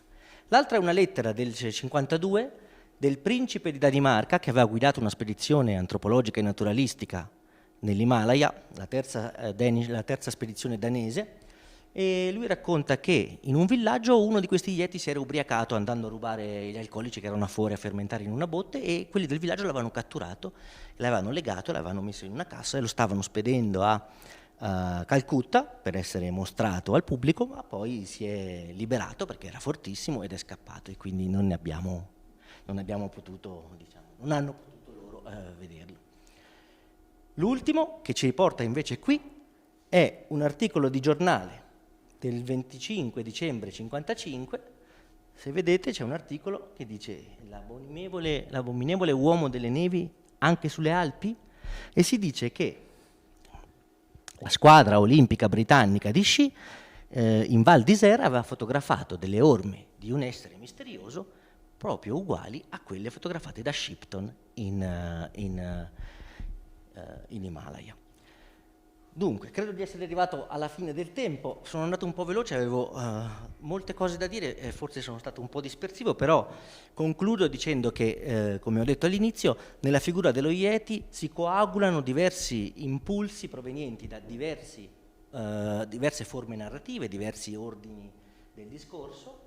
Uno è quello folclorico, uno è quello mitologico, uno è quello dei testi di medicina tibetani, uno è quello dei giornalisti, uno è quello degli zoologi, tutti insieme contribuiscono a creare questa figura che ancora è una figura ricca di fascino e che ciclicamente riappare sulla stampa e nel discorso.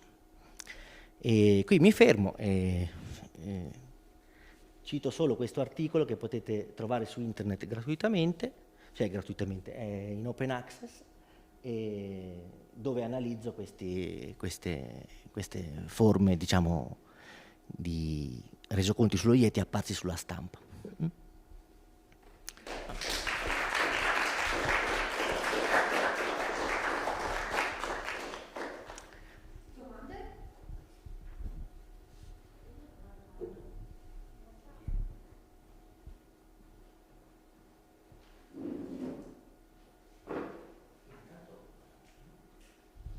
In realtà è una domanda anche per Stefano, nel senso che volevo capire se questi rapporti amorosi, sensuali, sessuali con gli spiriti sono intrattenuti anche dai cacciatori. Vi è capitato di trovare queste cose, queste testimonianze, quindi non solo sciamani che hanno rapporti amorosi, ma anche proprio i cacciatori con questi spiriti? Una cosa io, poi se Stefano vuoi intervenire, vieni. Allora, lì in Elambu c'è una storia che viene raccontata anche ora, e questa storia dice che in uno dei villaggi sopra, dove io però non sono riuscito ad arrivare, ci sono dei discendenti di una di queste unioni tra un gnalmo e un essere umano di sesso maschile, ovvero un gnalmo aveva rapito un cacciatore, l'aveva segregato nella caverna e aveva avuto dei figli con lui. E poi però cosa succedeva? Ogni tanto si mangiava qualcuno dei figli. Allora l'uomo era riuscito a scappare, era tornato poi al suo villaggio con un espediente che praticamente c'è questa storia che i Nialmo imitano sempre gli esseri umani, qualunque cosa facciano. Allora lui si era cucito degli stivali, lei gli aveva chiesto fammeli anche a me, e lui mentre glieli cuciva per farglieli proprio a misura, in realtà le aveva cucito anche la pelle della gamba dentro, e quindi dopo, quando è scappato, lei non riusciva a inseguirlo perché aveva dolore. E lì dicono che ancora in questo villaggio ci siano i discendenti di questa coppia, che sono degli omoni grandi e grossi con le orecchie un po' a punta, così dicono.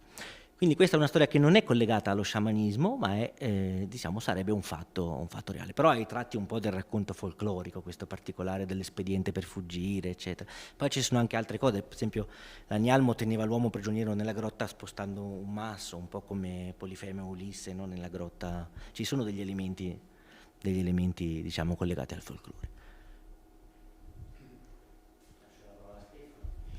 Sì, allora è un argomento molto interessante perché il tema della caccia è fondamentale ovviamente nello sciamanismo. Allora, tornando ai vari gruppi, visto che ho menzionato insomma, il fatto che ho lavorato in diverse zone, diciamo che non dovunque, insomma, esiste ancora la caccia, insomma, ormai ci sono delle comunità in cui il passaggio delle tecniche di sussistenza all'agricoltura stanziale o comunque ad altre attività come lavoro salariato, stipendiato, insomma ormai è già avvenuto da 20 anni, quindi insomma se prima era solo di un'attività integrativa adesso è scomparsa, però è interessante vedere come anche in quelle comunità dove l'attività della caccia sia scomparsa comunque rimangono i simboli all'interno della religione, quindi nello sciamanismo. Nel caso invece di questa comunità che avete visto, invece sì, perché in questa zona ci sono ancora i cacciatori. E tra l'altro questo elemento c'è perché l'entità, Yepon, no, a seconda, è considerato anche in qualche modo colui che patrocina l'abbondanza del territorio di caccia, no? E egli stesso può prendere le forme di un animale. E potrei aggiungere anche questa cosa, che presso i Butpa, però è la zona limitrofa, lo spirito guida dello sciamano è una tigre o un felino, però di sesso femminile, quindi può prendere quella forma, no?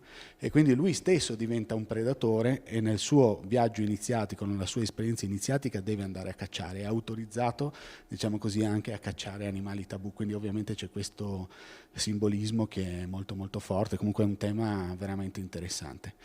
Poi sulla questione delle lingue, che la domanda di prima mi sono dimenticato di dire una cosa perché lo davo per scontato, no?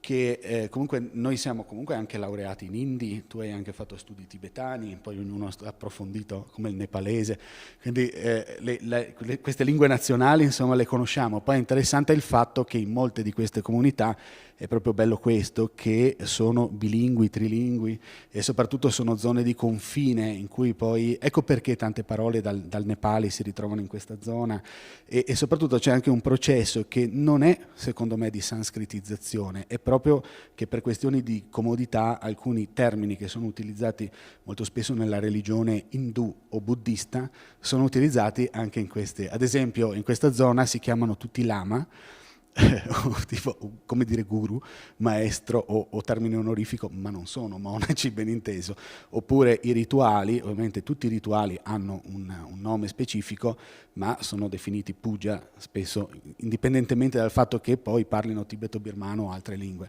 Quindi insomma ci muoviamo così, la soddisfazione diciamo maggiore è che oltre insomma ai nostri studi linguistici ci sono anche tanti ragazzi adesso giovani, non tanti, insomma alcuni, che si stanno cimentando insomma, per corroborare questa ricerca. Sì, c'è qualche altra domanda?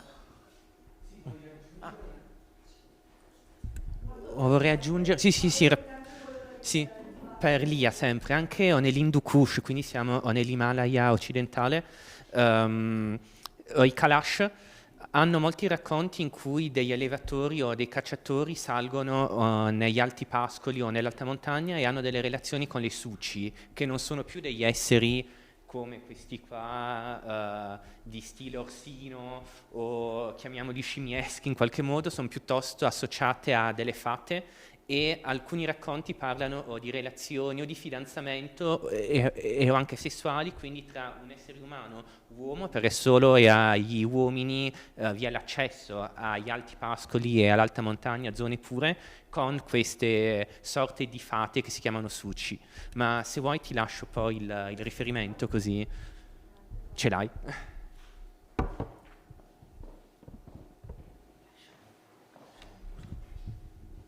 Grazie a Davide Torri, grazie a tutti. Vedo che piano piano anche il dibattito prende forza, quindi anch'io avevo una domanda, me la riservo per dopo. Adesso abbiamo Gianfranco Spitilli, penso che se è pronto.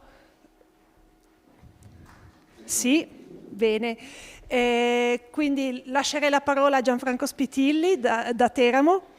E poi appunto abbiamo il tempo di riprendere il dibattito dopo e quindi possiamo adesso passare dall'Himalaya a un'altra realtà, quella dell'Appennino e delle tradizioni orali dell'Appennino. Grazie Cristian dell'invito.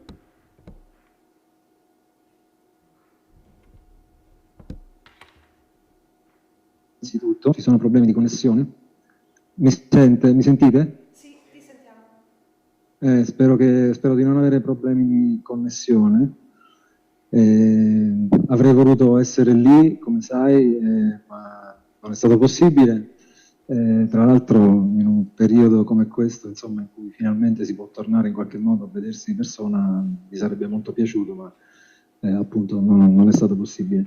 Ho seguito con molto interesse tutte le comunicazioni di questa mattina e del pomeriggio e tra l'altro sono molto curioso della questione delle aggressioni del sonno, perché io ho avuto alcune di queste esperienze in passato, quindi magari poi nel dibattito vorrei fare qualche domanda. Parlerò di un personaggio leggendario che è presente nella memoria dei pastori dell'Italia centrale in particolare, ma visto che si sono trattati molti temi asiatici, in realtà questo personaggio nelle sue peregrinazioni e avventure ha praticamente toccato tutti i luoghi vasti territori del mondo allora conosciuto, e quindi anche l'Asia e l'Africa, pertanto ci sono persino delle ipotetiche connessioni quantomeno spaziali. Mi collego a una raccolta specifica che si chiama Tradizioni orali non cantate, una raccolta molto importante che è stata realizzata tra la fine degli anni 60 e l'inizio degli anni 70 in Italia a cura dell'allora discoteca di Stato, quindi parliamo dell'attuale Istituto Centrale per i Beni Sonori e Audiovisivi di Roma, che peraltro sta per fortuna anche riprendendo in considerazione alcuni di questi materiali e sottoporli a nuovi studi e a pubblicazioni nell'attualità. Si tratta di un primo inventario nazionale, così descritto per tipi, motivi o argomenti di fiabe, leggende, storie, aneddoti, indovinelli, proverbi, notizie, sui modi tradizionali di espressione e di vita, che appunto furono realizzati in tutte le regioni italiane tra il 1968-69 e il 1972.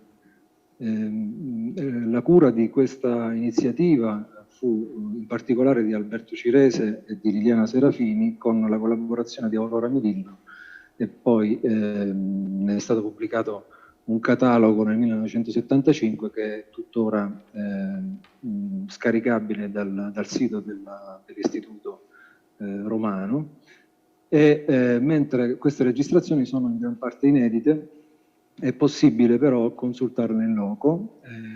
Fu un progetto molto vasto che aveva alle spalle anche un'equipe di specialisti di varie discipline, diciamo, tra gli studi letterari, l'antropologia, l'etnomusicologia, le tradizioni popolari, ad esempio Antonino Pagliaro, Diego Carpitella, Alberto Cirese, lo stesso Alberto Cirese, ovviamente, Roberto Leidi, Giorgio Nataletti, Paolo Toschi, quindi insomma parliamo dei nomi più importanti allora in questo vasto ambito di studi. E la cosa interessante è che fu un tentativo organico di realizzare questo tipo di documentazioni dirette sul campo nelle regioni italiane, e quindi dare un carattere più sistematico possibile alla raccolta, anche ovviamente nella consapevolezza dell'impossibilità ovviamente di riuscire a sviluppare una ricerca del tutto omogenea in tutte le regioni, oltre i limiti di quello che erano i finanziamenti disponibili e le disponibilità anche dei ricercatori a muoversi sul terreno. Gli obiettivi erano appunto quelli di raccogliere tutta una serie di elementi narrativi, in particolare fiabe di animali, fiabe normali o comuni, scherzi e aneddoti, fiabe a formula, storie dette dai Vangeli apocrifi, narrazioni con riferimenti a parti del corpo abnormi, eccezionali, leggende locali, racconti storici, narrazioni agiografiche, narrazioni romanzesche del tipo dei reali di Francia e simili, oppure ottocentesche, indovinelli, e quindi una vasta quantità di materiali. Cirese in particolare fu responsabile di 12 regioni: Abruzzo, Basilicata, Calabria, Campania, Lazio, Lombardia, Molise, Sardegna, Sicilia, Toscana, Umbria e Veneto, quindi parliamo insomma delle isole, dell'Italia centrale, centro-meridionale, zone appenniniche, ma anche delle zone alpine.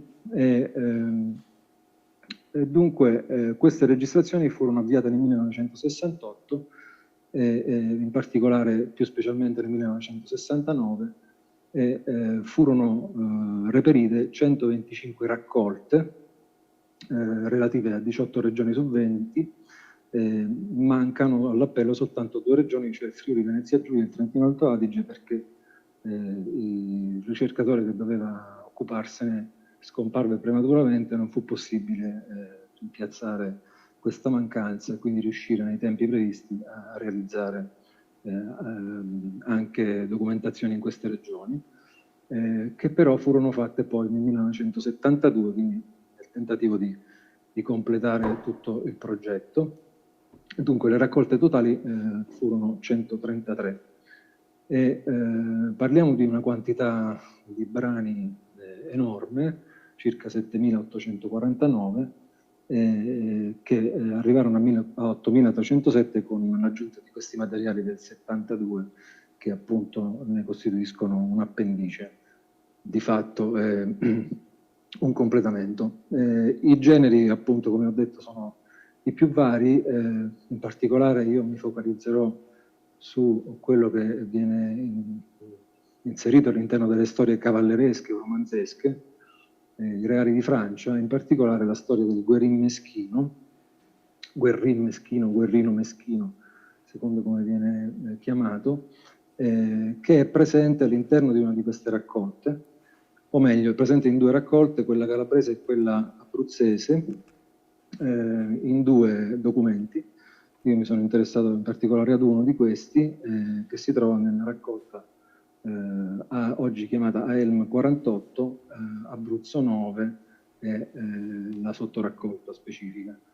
Di questa storia poi è stata raccolta un'altra testimonianza da Lombardi Satriani nel 1969 in provincia di Catanzaro, e ne esistono però delle documentazioni precedenti che fanno parte invece degli archivi di etnomusicologia di Santa Cecilia, in particolare nel 56 e nel 58 da Carpitella, Seppilli, alcune di queste anche pubblicate in alcune recenti ricerche di Arcangeli e Paparelli legate al folklore dell'Umbria, soprattutto, appunto documentate all'epoca in provincia di Perugia e di Arezzo, anche in Toscana. Dunque, la specifica raccolta di cui parlo, che si chiama appunto AELM 48, Abruzzo 9, è stata realizzata a Cerqueto di Fano Adriano, che è una piccola comunità appenninica di pastori in Italia centrale, nell'Abruzzo settentrionale, provincia di Teramo, al confine con la provincia aquilana e con l'area marchigiana, quindi un territorio particolare caratterizzato da una certa mobilità e dalla trasmissione di elementi culturali lungo questa dorsale, comprende 4 nastri, 23 brani totali, circa 4 ore e mezzo. Fu realizzato da un ricercatore che si chiama Giuseppe Di Domenicantonio e che all'epoca collaborava con Giuseppe Profeta, che era un docente universitario di demoantropologia e che era il coordinatore di questa unità regionale. Lo stesso Di Domenicantonio fece anche altre documentazioni in altre località, in particolare contesti collinari e montani, per un totale di circa 30 ore di registrazione. Questa raccolta fu fatta con pastori narratori della zona.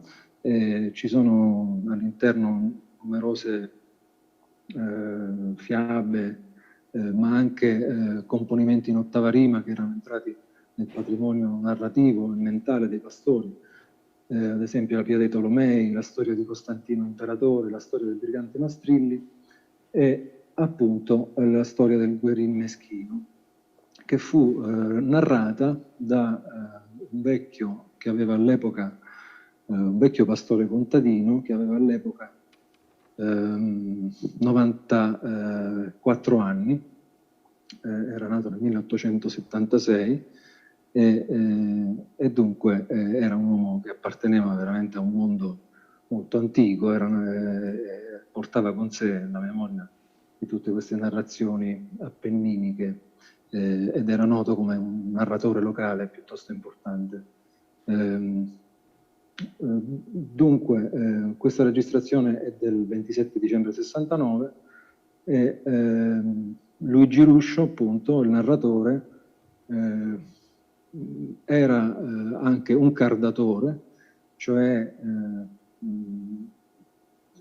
quelle figure che si muovevano stagionalmente in modo itinerante all'interno dei territori dell'Italia centrale, ma arrivavano fino anche all'Emilia Romagna, si spingevano insomma molto a nord rispetto al loro luogo di partenza per cardare la lana, e quindi era di fatto un girovago in pratica che in un certo senso, stando a certe considerazioni di Burke, possiamo assimilarlo alle funzioni dei cantastorie, quindi comunque avevano questa capacità di assimilare storie nei loro percorsi e poi di trasmetterle all'interno dei luoghi di residenza e di permettere questa ricircolazione di materiali continuativamente, figure quindi di intermediazione in questo senso.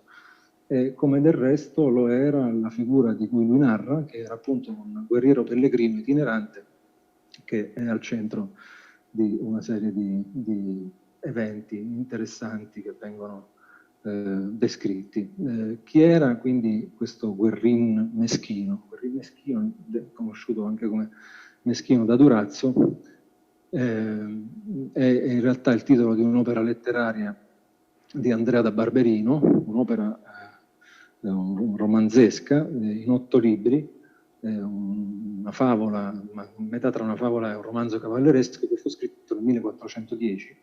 Andrea da Barberino era anche autore dei Reali di Francia, cioè un'altra opera estremamente diffusa nel mondo pastorale, che è interessante, della quale è interessante attestare la persistenza ancora oggi, in un'epoca piuttosto recente, perché i pastori, soprattutto i pastori improvvisatori, hanno una grande conoscenza di tutto questo patrimonio narrativo, anche perché è un patrimonio narrativo che è stato trasposto in vari momenti della storia e da varie figure in ottava rima, e dunque è entrato proprio nel patrimonio della memoria degli improvvisatori poetici, di cui ci sono ancora rappresentanti, ecco, in tutta la zona, soprattutto della parte aquilana verso il Reatino, verso l'Alta Sabina.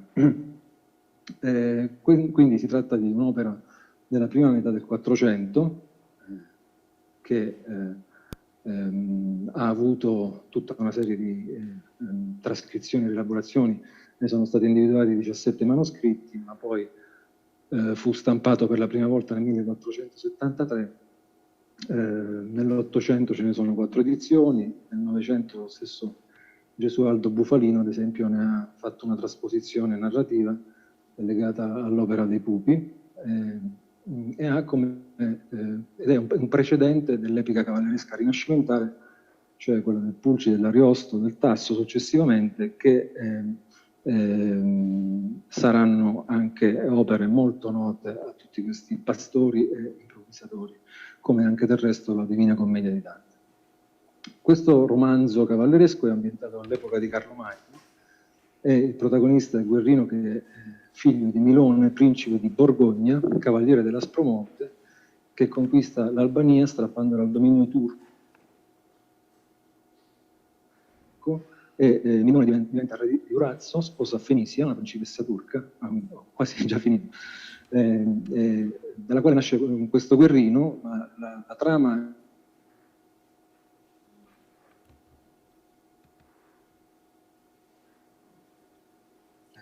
rapito, mi vedete? Sì, viene rapito dai genitori, cioè viene sottratto ai genitori, e quindi tutto il romanzo è incentrato sulla ricerca di queste origini non note, ed è un percorso iniziatico di fatto, soprattutto nella parte centrale, alla ricerca di queste origini, per le quali Guerrino si muove in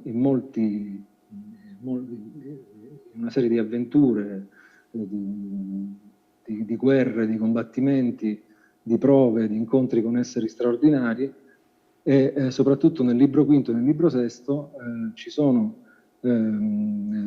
due passaggi fondamentali, che sono quelli dell'incontro con la Sibilla, che viene localizzata nella zona di Norcia, ma in realtà interpretazioni più recenti la collocano nell'Aspromonte, e quindi l'ingresso nell'antro della Sibilla, tutta una serie di prove da superare, di difesa attraverso la preghiera,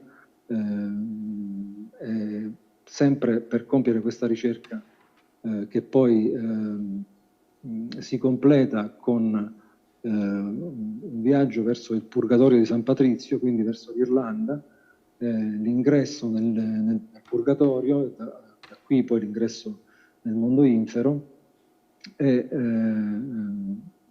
in anima e corpo, quello che si dice, quindi in un certo senso si tratta di una storia in cui si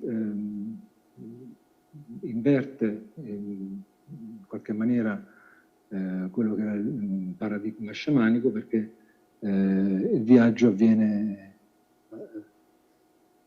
non attraverso l'anima che abbandona il corpo, ma attraverso un'unità dell'anima e del corpo verso questo tentativo di attraversamento di tutti gli spazi, che poi lo porteranno anche nel paradiso, e al ricongiungimento, alla scoperta nuovamente di quelli che erano i suoi genitori. Quindi il viaggio si compie in maniera, si completa passando attraverso queste prove all'interno del percorso degli inferi. Ci sarebbero molte cose da dire, ma appunto mi rendo conto che il tempo è finito in realtà. Si tratta per me comunque di una ricerca agli esordi, mi è parso molto interessante focalizzarmi su questa figura che appunto incarna tutta una serie di elementi, di sincretismi che si coagulano a partire da testi precedenti, che vengono poi rimasticati anche nella cultura orale,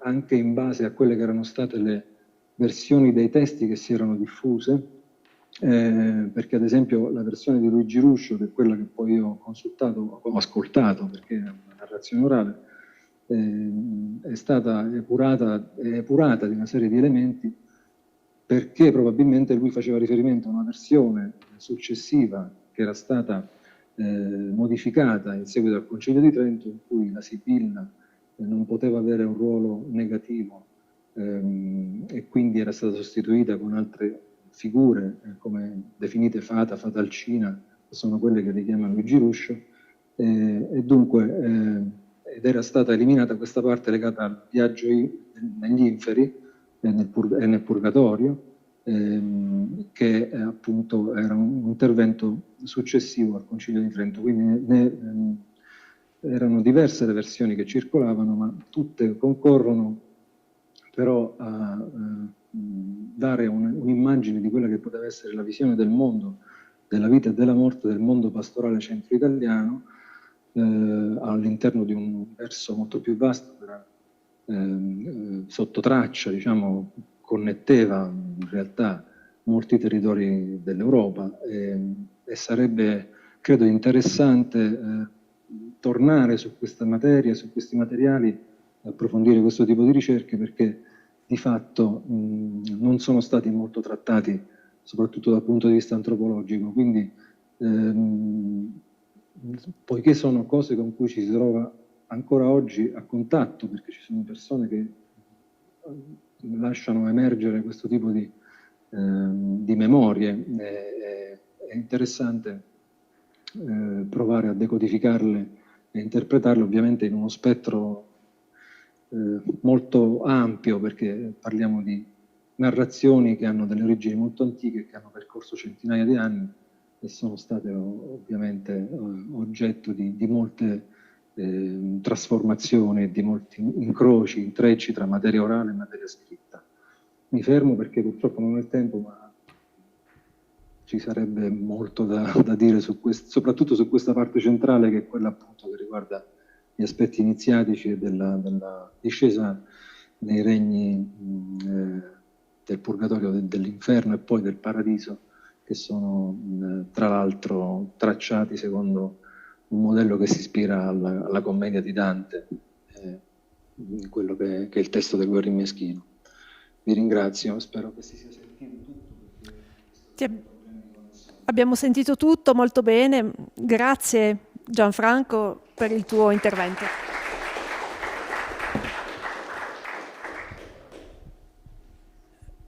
Chiedo in sala se ci sono domande. Allora parto io con una... Non è una domanda, è una riflessione più generale rivolta un po' a tutti.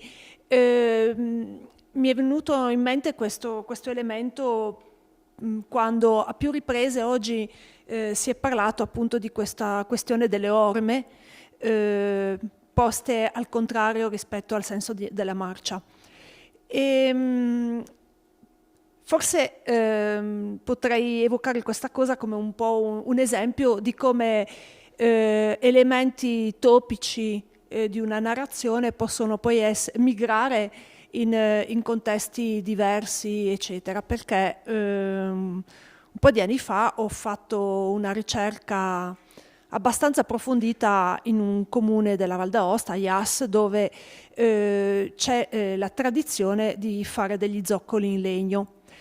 Ho intervistato pressoché tutti gli artigiani che facevano in quel momento, che avevano fatto questi zoccoli nel corso della loro vita, e ho raccolto anche varie testimonianze sul fatto che un tempo, non meglio precisato, c'erano degli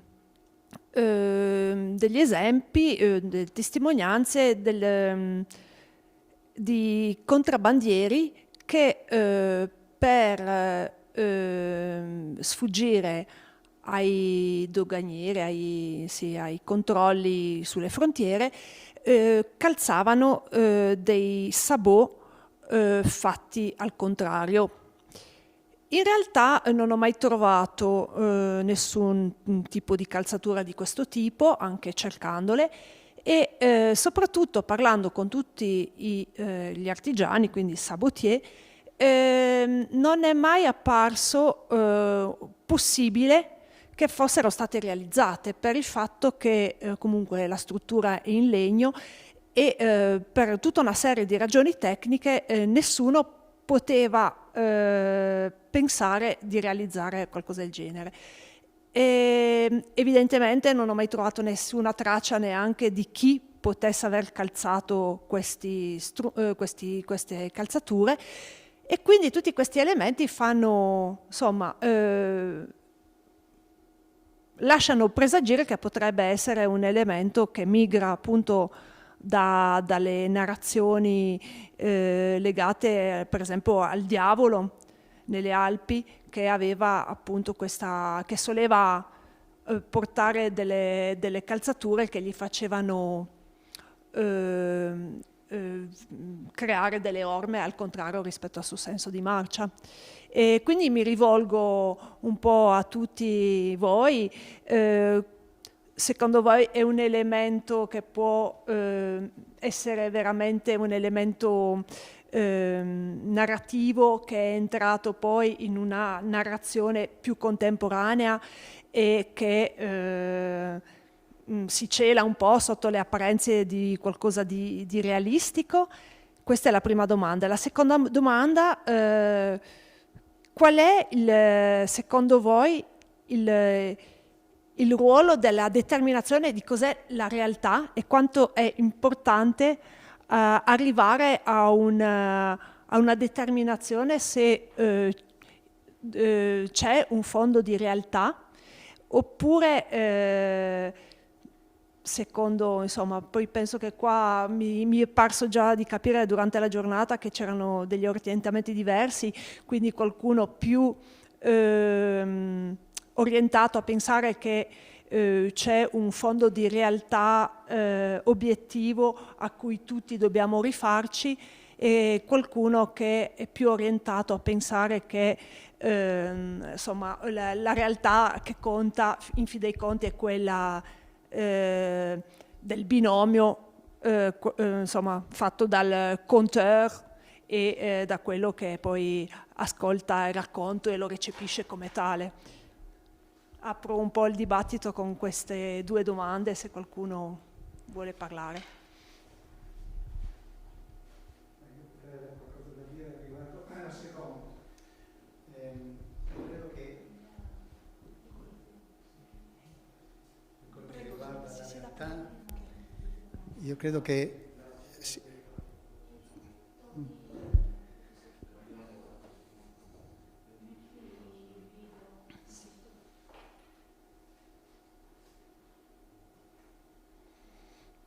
dicevo, per quello che riguarda la seconda domanda, a mio parere è difficile parlare di verità in antropologia, per chi la pratica sa quanto sia un termine forse più legato alla filosofia che all'antropologia, per chi vive sul campo.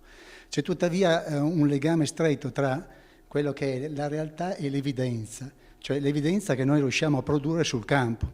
E in realtà la domanda che facevo riguardo alle lingue esattamente ha a che vedere con questo quesito, nel senso che chi pratica l'antropologia sa quanto la traduzione giochi un ruolo centrale, e cioè traduzione non semplicemente trasposizione da una lingua all'altra, ma di contestualizzazione.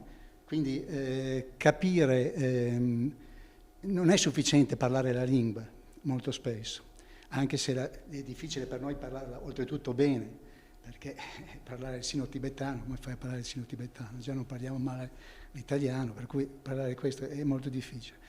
E quindi credo che sia importante però raccontare nell'esposizione antropologica dove si colloca l'antropologo in tutto questo, cioè mettergli il suo ruolo, quale ruolo gioca, e nella costruzione della sua interpretazione. Questo secondo me è fondamentale.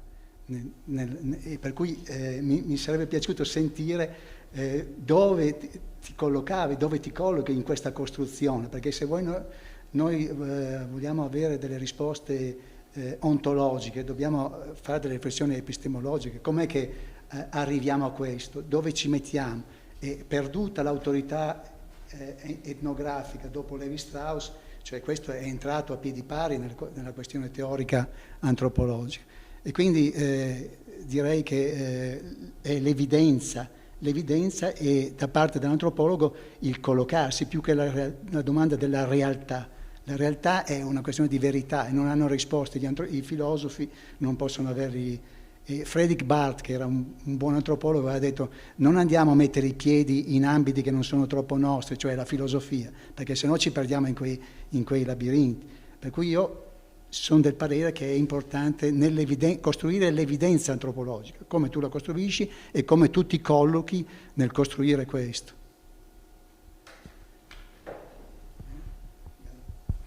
C'è qualcun altro che vuole aggiungere qualcosa?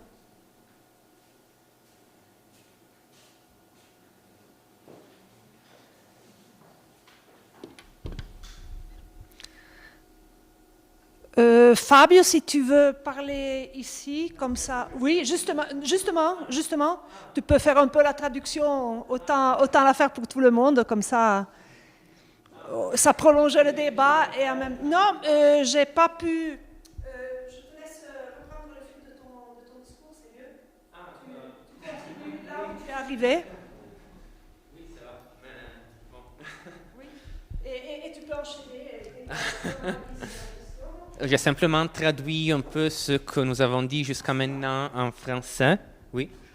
J'ai déjà oublié ce que j'ai traduit. Ah oui, c'était le récit collecté par Christiane sur des sabots utilisés par des contrebandiers qui avaient une forme particulière et qui donnaient l'impression de marcher en sens inverse par rapport au sens réel de la marche. Il y aura peut-être Christiane Abri et aussi Stéphane qui ont des évidences de la partie, je pense, c'est dans les Alpes francophones quand même. Et Oscar qui vient de poser une question très intéressante entre la réalité et l'évidence anthropologique et sur le rôle de l'anthropologue quand il se trouve sur son terrain de recherche, sur le problème de la traduction d'une langue à une autre, qui n'est pas simplement une question linguistique, mais c'est aussi, je vais un peu au-delà par rapport à ton affirmation, c'est une question aussi sémantique, je pense. C'est de quelle façon on comprend ce que notre informateur, avec sa propre culture, il nous raconte et de quelle façon on l'interprète dans notre propre langue et dans notre propre culture. Ah, je reste ici. Mais peut-être Stéphane veut dire quelque chose par rapport à ce que tu m'as raconté avant. Je te laisse le micro.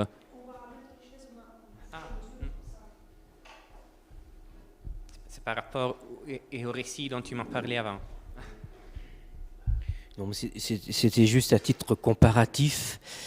Il est vrai que ça m'a interpellé parce que c'est vrai dans les Alpes, j'avais recueilli des histoires, mais il ne s'agissait pas de contrebandiers, il s'agissait plutôt de personnes d'un village qui connaissaient l'existence d'une mine. Alors, ça peut être de plomb, argentifère, ça peut être souvent de l'or aussi, mais ça peut être assimilé à des découvertes de mines de plomb pour les chasseurs, et qui avaient toujours ce souci, pour ne pas qu'on découvre l'endroit où ils allaient, de ferrer leur mulet à l'envers.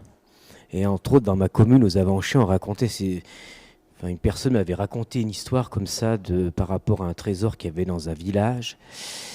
Et c'était un faux moine-noyeur, et donc ils attribuaient à ce faux moine-noyage en fait une origine comme ça, où c'était un homme qui allait à une mine bien précise dans une montagne et qui ferrait ses mulets à l'envers pour pour tromper les autres, quoi, pour pas qu'ils découvrent où il y avait sa mine. Et c'est aussi un thème qu'on retrouve dans le légendaire de Mandrin. Mandrin, paraît-il, ferait aussi son cheval à l'envers pour pas être suivi par les gabelous, ce qu'on appelait les gabelous, quoi, les douaniers. Voilà, c'est pour ça que ça m'avait interpellé, cette histoire d'inverser les c'était quoi, les ferrures, les sabots. Oui, ben ça. Puis après, c'est vrai qu'il y a aussi un lien au niveau narratif avec le diable. C'est vrai, le diable, il y a des pieds un petit peu retournés, déformés. Il y a toujours une notion, oui, avec le diable, de pieds étranges. Et ça revient, et pas forcément que chez le diable, mais dans des personnages fantastiques qui sont plus ou moins voisins avec le diable, comme les êtres fantastiques des chalets, par exemple, ou d'autres apparitions où on voit des êtres fantastiques qui ont des pieds de poule, par exemple. Il y avait un croque-mitaine, le Réchérant, j'avais retrouvé dans les Bellevilles, en Tarentaise, qu'on le reconnaissait à ses pieds, qui étaient des pieds d'une poule. Donc, oui, vous voyez, on retrouve toute une espèce de narration un peu sur des thèmes universels, en fait, hein, qui sont recadrés dans d'autres secteurs géographiques, mais on voit que les thèmes voyagent, quoi. Voilà. Pour reprendre un peu la question de la vérification de la réalité, une question un peu, on va dire, je provoque un peu ta réponse, Fabio.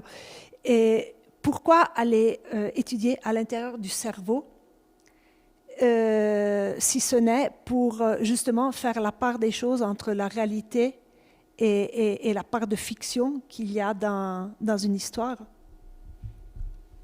Dans notre approche, si je peux mettre à l'intérieur aussi Christiane Aubry et aussi Marie-Agnès, nous travaillons ensemble depuis assez longtemps. Notre objectif est de donner véritablement une tangibilité aux récits et aux êtres surnaturels.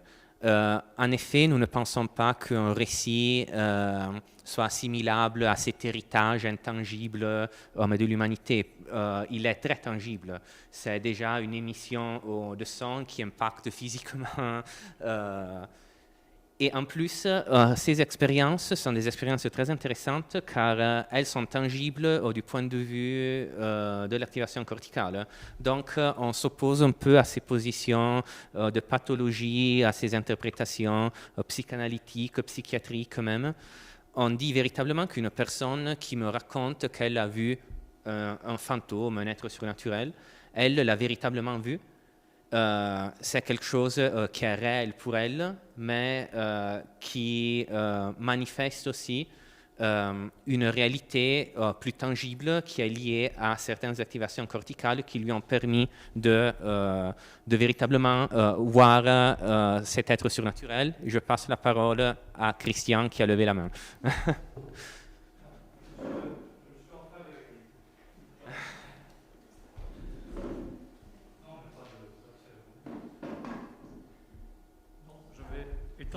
Étendre le débat au niveau des modèles qu'on a tirés des relations entre l'anthropologie et, par exemple, la psychanalyse.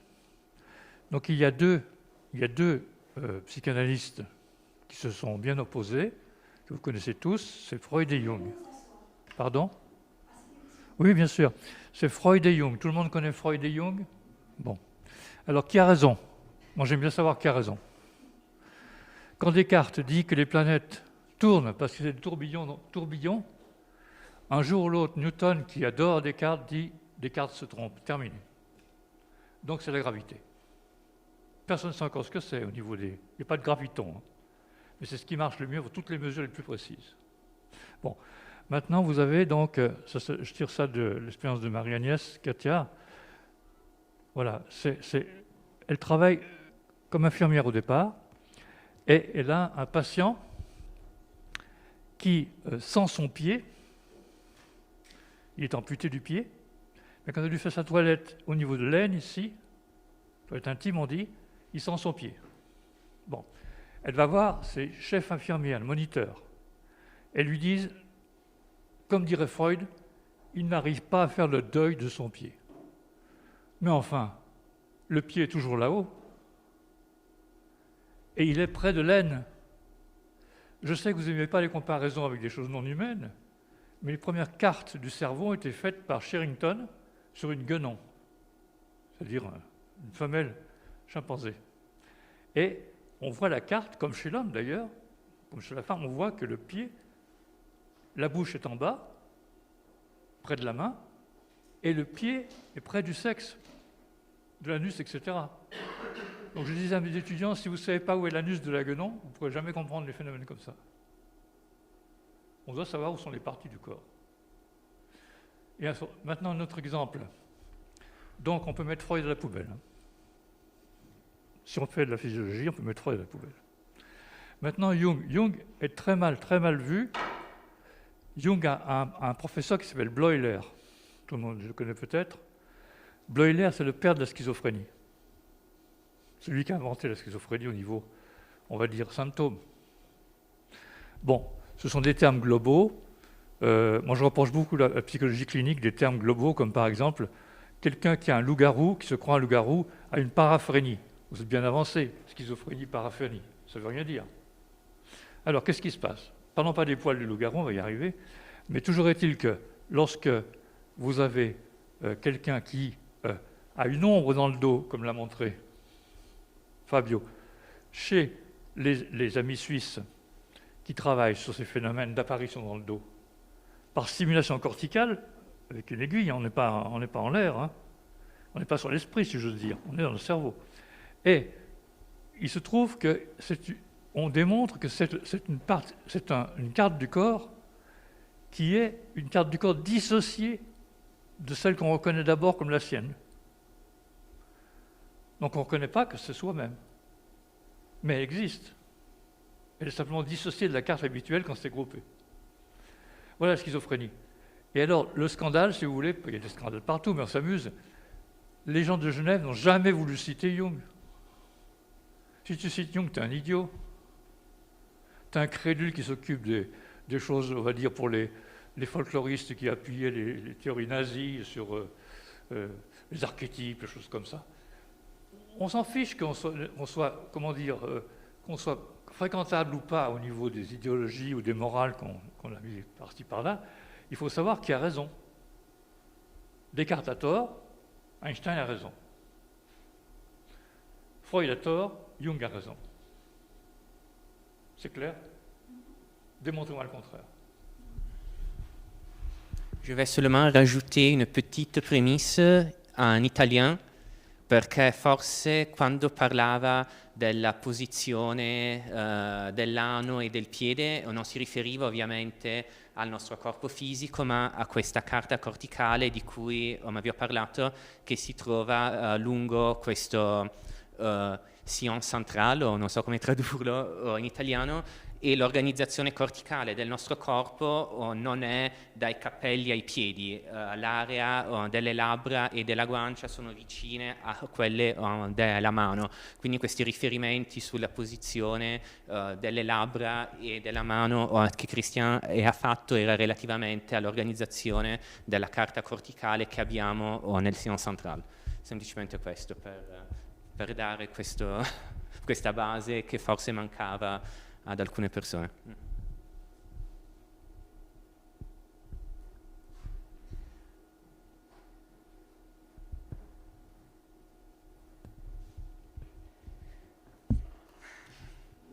Sì, magari traduce un po'. Sì. Ma io no, volevo solo anch'io un po' posizionarmi rispetto alle tue questioni, Christian.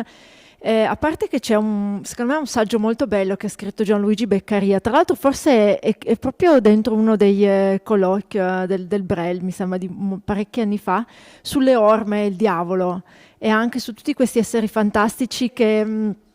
Esatto, è molto, molto interessante.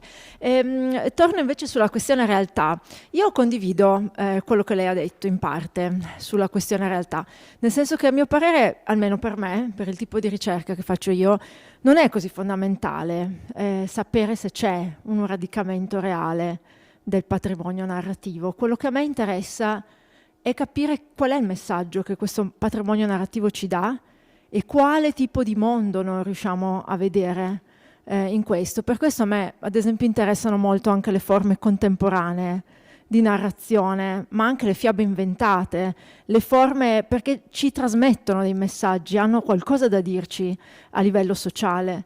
E penso anche però che la questione del posizionamento è... Insomma, si è scritto tantissimo sul posizionamento dell'antropologo, tutta l'antropologia postmodernista, insomma, sono decenni e sicuramente abbiamo capito, noi antropologi, che il nostro posizionamento non solo influisce ovviamente quello che ci circonda, quello che noi, le persone con cui studiamo e chiaramente noi produciamo interpretazioni di interpretazioni, anche il fatto che magari impariamo delle lingue native, perché è importante questo aspetto. Penso però che forse non è, almeno per me, non è un aspetto così centrale in questo momento, perché, ripeto, per me l'aspetto centrale è un po' come dice Descola, non è tanto vedere il mondo attraverso gli occhi, ma che tipo di mondo è espresso attraverso queste persone. Io non vedo con gli occhi di qualcun altro, ma io voglio cercare di capire che mondo è espresso attraverso queste persone, che credo sia abbastanza...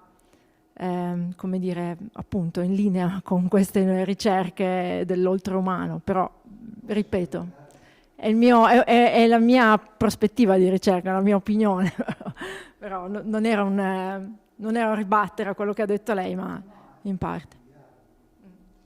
Faccio solo una rapida traduzione in francese per...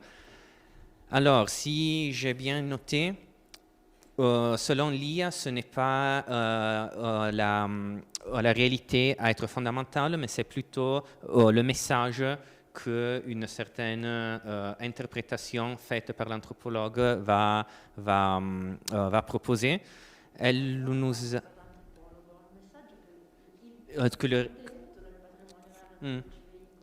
le message que le contenu du patrimoine narratif que l'on est en train d'étudier transmet. Elle nous dit qu'il y a eu plusieurs études et plusieurs recherches dans le domaine du rôle de l'anthropologue sur son terrain de recherche. Et elle, je ne comprends plus ce que j'ai écrit, elle a terminé avec une citation presque de Descola.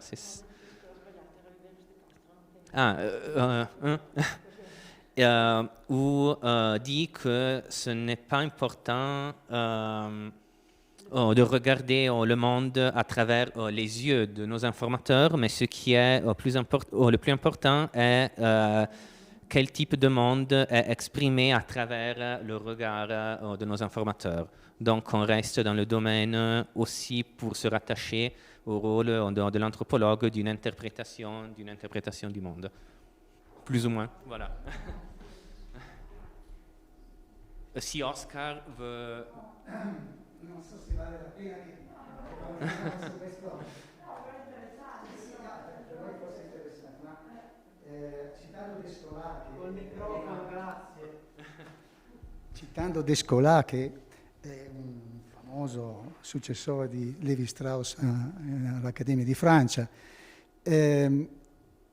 la questione non è solo quella di domandarsi cosa pensano i nativi, ma è l'impianto sul quale noi si costruisce questo. Cioè la questione è, lo facciamo su questa dicotomia cultura-natura, perché parlando del mondo amazzonico, dove ha lavorato con gli Achuar Descola, cioè bisogna allora citare anche Viveros di Castro. Viveros di Castro col perspectivismo esattamente mette in evidenza questo, cioè l'ontologia è basata su una dicotomia, su un impianto dicotomico occidentale, cioè la neurologia, la biologia, cioè è questo l'impianto, no? Riduzionista, per cui tu costruisci una rete di connessioni, ma poi alla fine sai qualche cosa, cioè io scusami,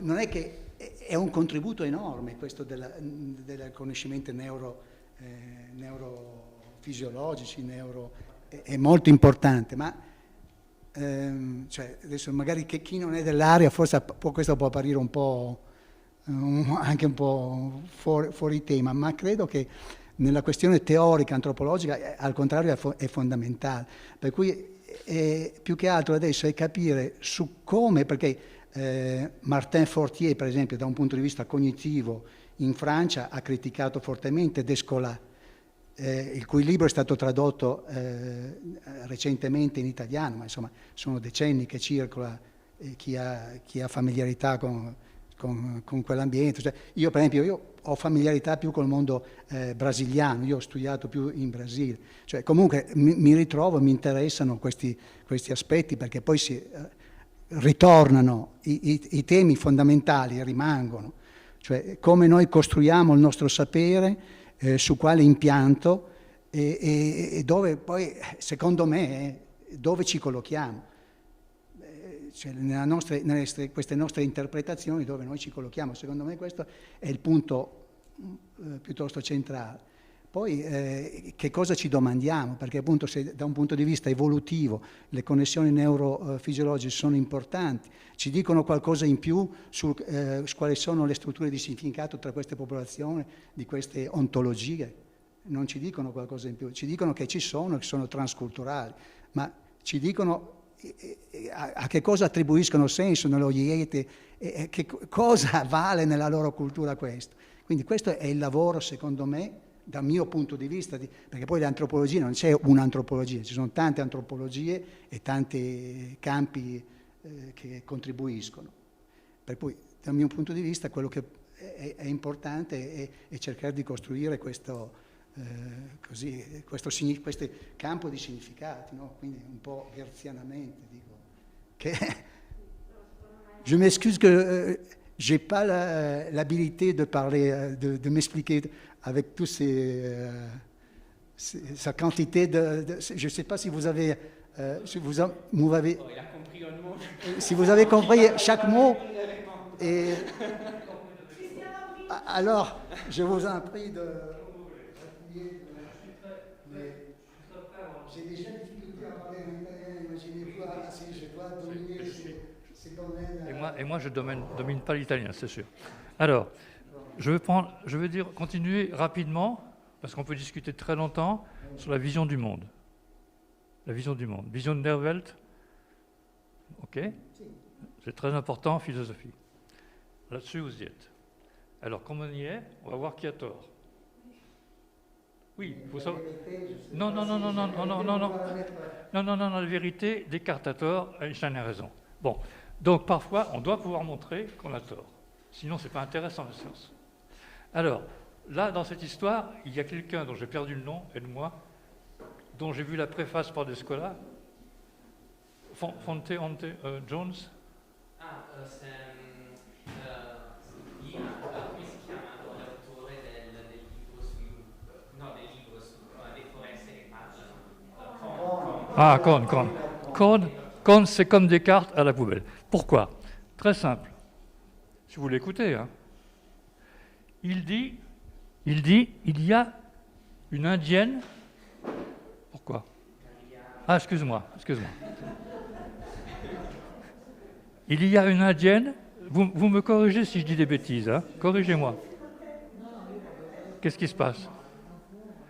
Bon, je ne veux pas être pris en photo, moi ça ne me gêne pas. Alors, vous avez une indienne qui dit, donc c'est lui qui raconte ça, hein, l'auteur. Et la préface est de Descola. Ça va? Descola préface, l'auteur. Théorie de Descola. Ontological turn, etc. Donc on est vraiment en train de parler de Descartes, chez Descartes. D'accord? Alors maintenant, il y a une indienne qui dit « Nos chiens n'ont pas aboyé. Nos chiens n'ont pas aboyé alors qu'ils ont été détruits par le jaguar. » D'accord? Vous vérifiez tout ça sérieusement, si je dis une bêtise, vous me corrigez. Bon, alors c'est terrible, parce que comme nos chiens n'ont pas rêvé, donc ça veut dire que on ne peut pas être avertis, nous, par nos chiens, des dangers. D'accord? Puisqu'ils n'ont pas su qu'ils allaient être détruits eux-mêmes. Les chiens qui représentent un savoir dans leurs rêves. Vous savez ce que raconte l'anthropologue? Je découvre que les chiens rêvent. Mais qui c'est qui rêve ici? Les chiens sont des êtres homéothermes. Ils ont comme nous un état paradoxal. Ils rêvent. Ce n'est pas la peine d'aller voir Descola pour savoir que les chiens rêvent. Et faut-il croire l'indienne? Faut-il croire l'indienne? Faut-il croire une femme indienne? Faut-il la croire? Eh bien non. D'ailleurs, les hommes se moquent d'elle. C'est gentil, hein? Parce qu'elle dit des conneries. Elle n'a rien compris au système de la crédulité. Elle croit que les chiens les préviennent des dangers. C'est idiot. Si c'était Descartes, on lui dirait « t'as tort ». Donc, toute proportion gardée, l'indienne a tort et l'auteur a tort. Et Descola aussi. Et voilà. Ou le contraire.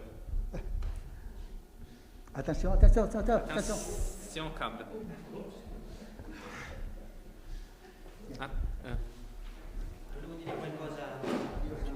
Sì, resti pure, perché volevo aggiungere una riflessione a questa questione del posizionamento dell'antropologo, visto che sono stati poi citati Descola e Viveros de Castro, no?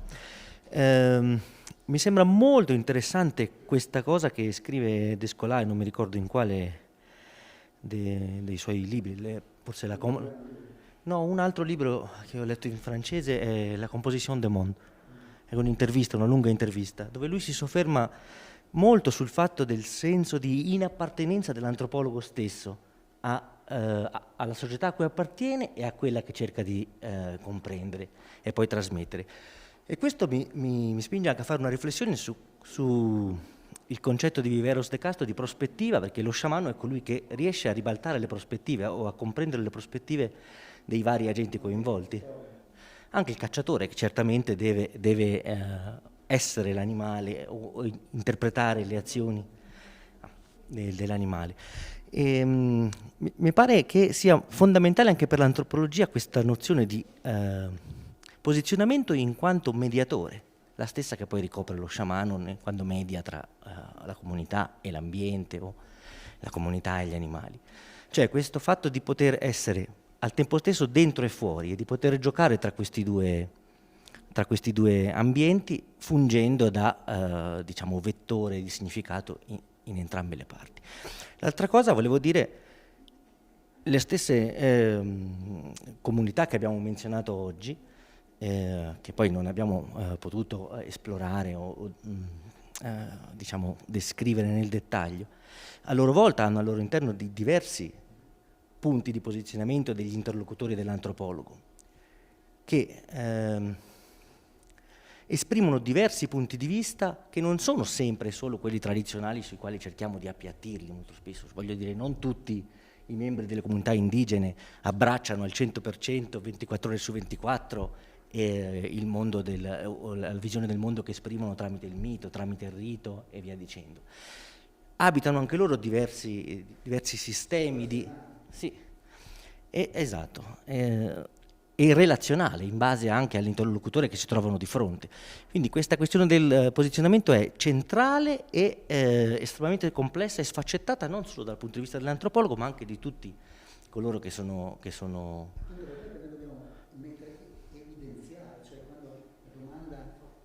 La domanda sulla realtà, cioè è l'evidenza che noi costruiamo, perché il Signore dice che c'è una realtà definitiva. Io non sono di questa opinione personalmente, io credo che non può...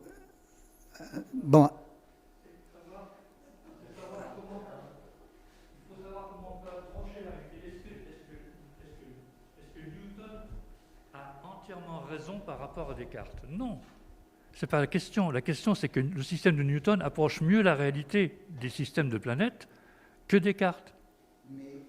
C'est ça le problème.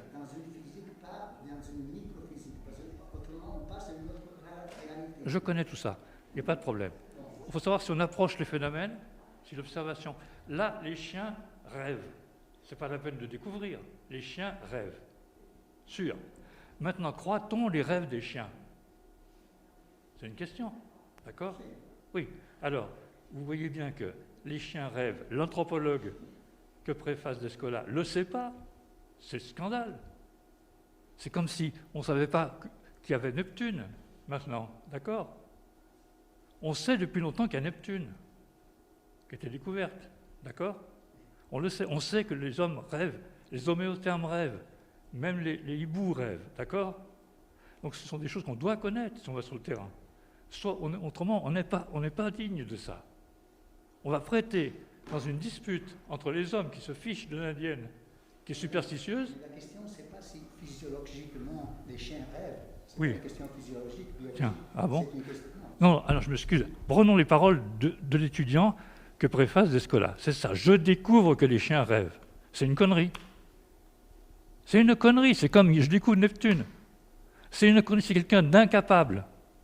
Au niveau de la réalité du rêve, et on parle du rêve, on essaie de se mettre à la place des gens qui croient que les ontologies comme les chiens sont très proches des humains. Mais bien sûr, on ne va pas découvrir ça avec des scolas. On le sait avec des Jouvet et des démons. C'est comme on sait qui a trouvé Neptune, c'est le Verrier, et puis en anglais, d'accord? Si on ne sait pas ça, ce n'est pas la peine de faire du travail sur les planètes. D'accord?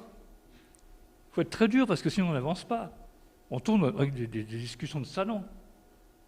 Moi, je prends ces positions, documents en main. J'aime bien les gens qui travaillent à différents endroits. Moi, ça m'arrive. Mais aller raconter qu'on découvre que les chiens rêvent est préfacé par Descola au Collège de France, c'est défendu par Descola, c'est le monde à l'envers. Ce sont des incapables. Ils ont fait une théorie qui ne tient pas du tout debout. Pas du tout, du tout, du tout. Que la théorie de Descola ne tient pas debout, je suis d'accord, mais pour votre raison.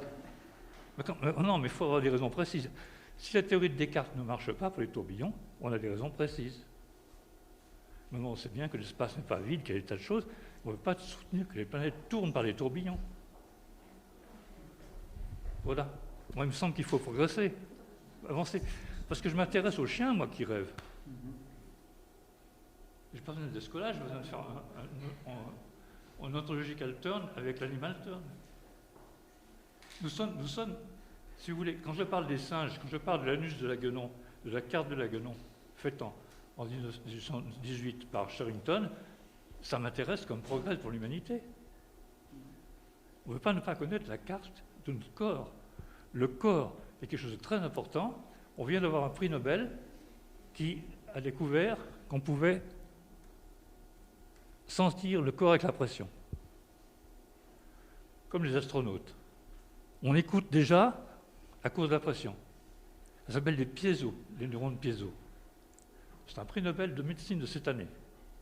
C'est extrêmement important de savoir que notre corps, il sent s'il est en apesanteur, il sent s'il est touché, il sent son équilibre, il sent le monde dans lequel il est. Et pareil pour les chiens. On découvre, et c'est très important que ce prix Nobel soit attribué non pas à un vaccin ARN messager, puisque c'est un prix Nobel déjà de 65. Donc les journalistes ne comprennent rien, c'est normal, mais le prix Nobel sur les piézo, les neurones piézo, vous lirez ça. Moi j'ai découvert ça une année avant sur un article. C'est formidable, vous récompensez ça. Les neurones piézo, c'est très très important sur la pression. Nous sommes faits des détecteurs de pression.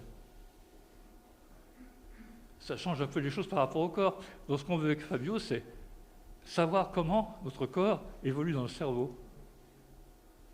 Et alors, vous avez bien vu que l'alpiniste n'est pas illuminé. La petite revole, la petite, elle n'est pas illuminée. Elle a eu une hallucination, elle le dit. Mais elle a eu les mêmes hallucinations que les processions qu'on trouve dans le Valcusel,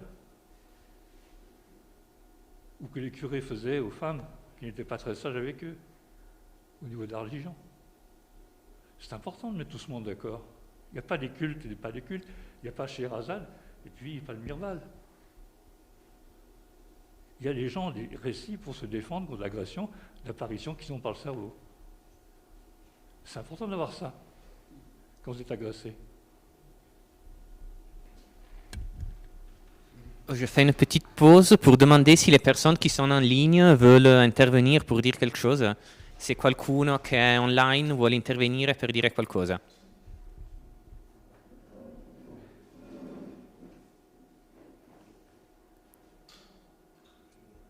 Sì. Ah, grazie. Allora... Mi sentite? Sì.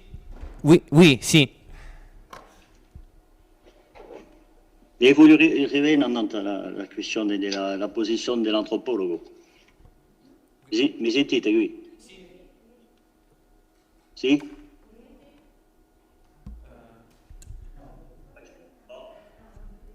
Ça ne fait rien. Tout est disente. Mais on vous entend. Vabbè. Non voglio rivedere alla questione importante della posizione dell'antropologo. Il posizionamento di fatti se mi ripeta una realtà a parecchie dimensioni. Se non c'è costruzione, l'uomo faccia una costruzione di uso territorio, il popolo faccia una costruzione di uso territorio, ma in questa costruzione qui va sempre di pagina con la rappresentazione di un territorio e l'immaginario è sempre presente. E ciò che ci interessa a noi nella posizione di Marima Video, vabbè, mi filite. E questa posizione dell'antropologo, realtà a parecchie dimensioni, sicuro ci interessa di sapere come pensano questi qui. E come pensano oggi, forse 5 anni fa, non è mica gli stessi, da qui a 5 anni sarà un'altra affare, una realtà dunque che può cambiare, che può avere una variazione comunque abbastanza importante. Voglio più di nuovo, sono abbastanza da consentire con i professori che ha posto la questione dell'antropologia.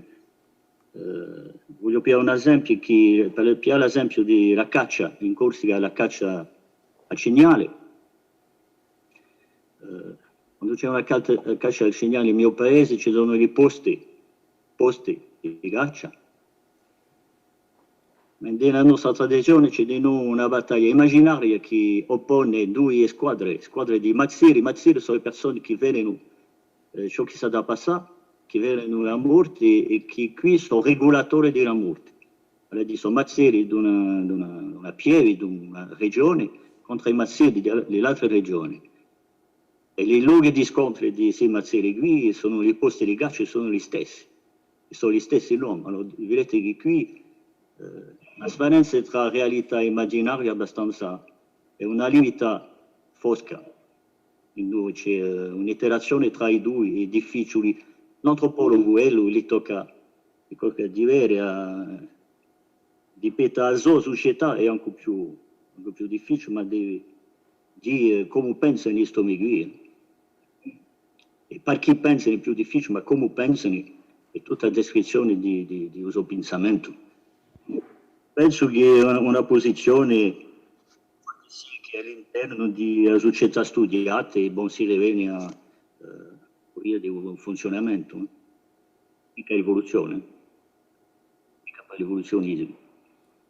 Ma vabbè, se c'è una reazione a questo piccolo filo, ma già che c'è uso. Avete capito? Sì.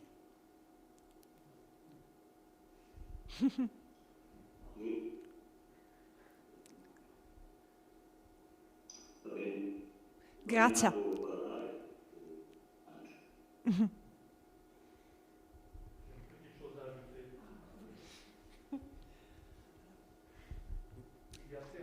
Oui.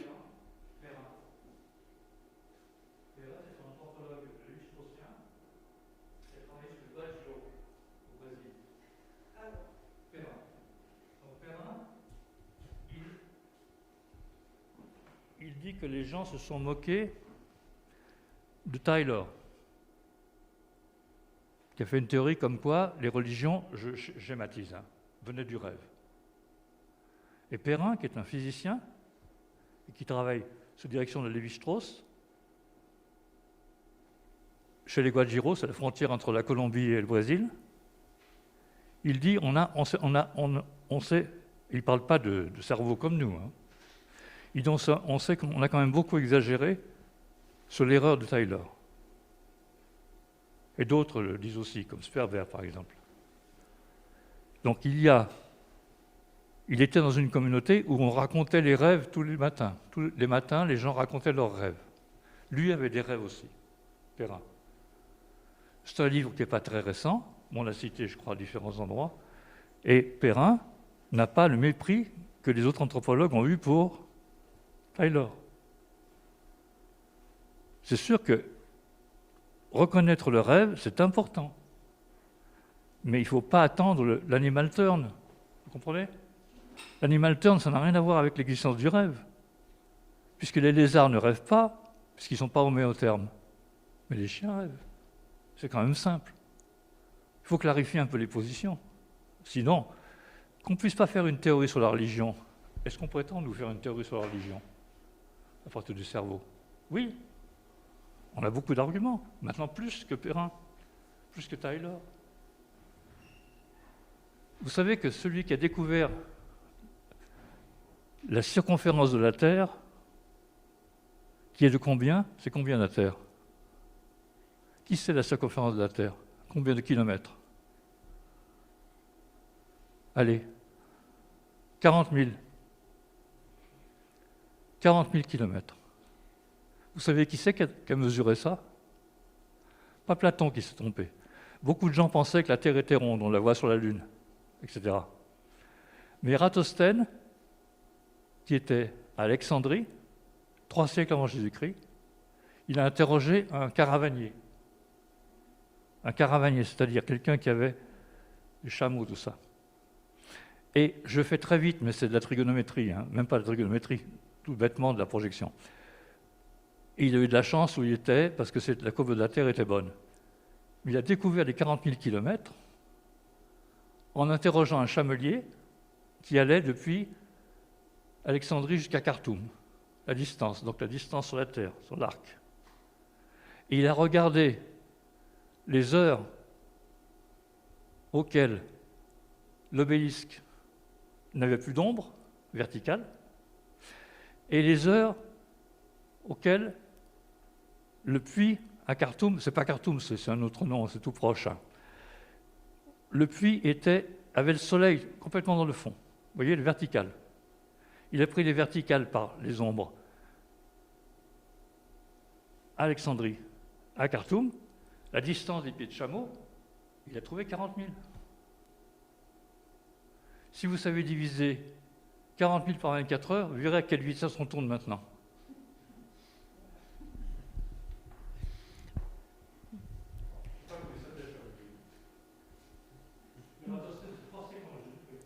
Bien, je pense qu'on a eu beaucoup de réflexions là et que la journée a été bien riche et bien longue.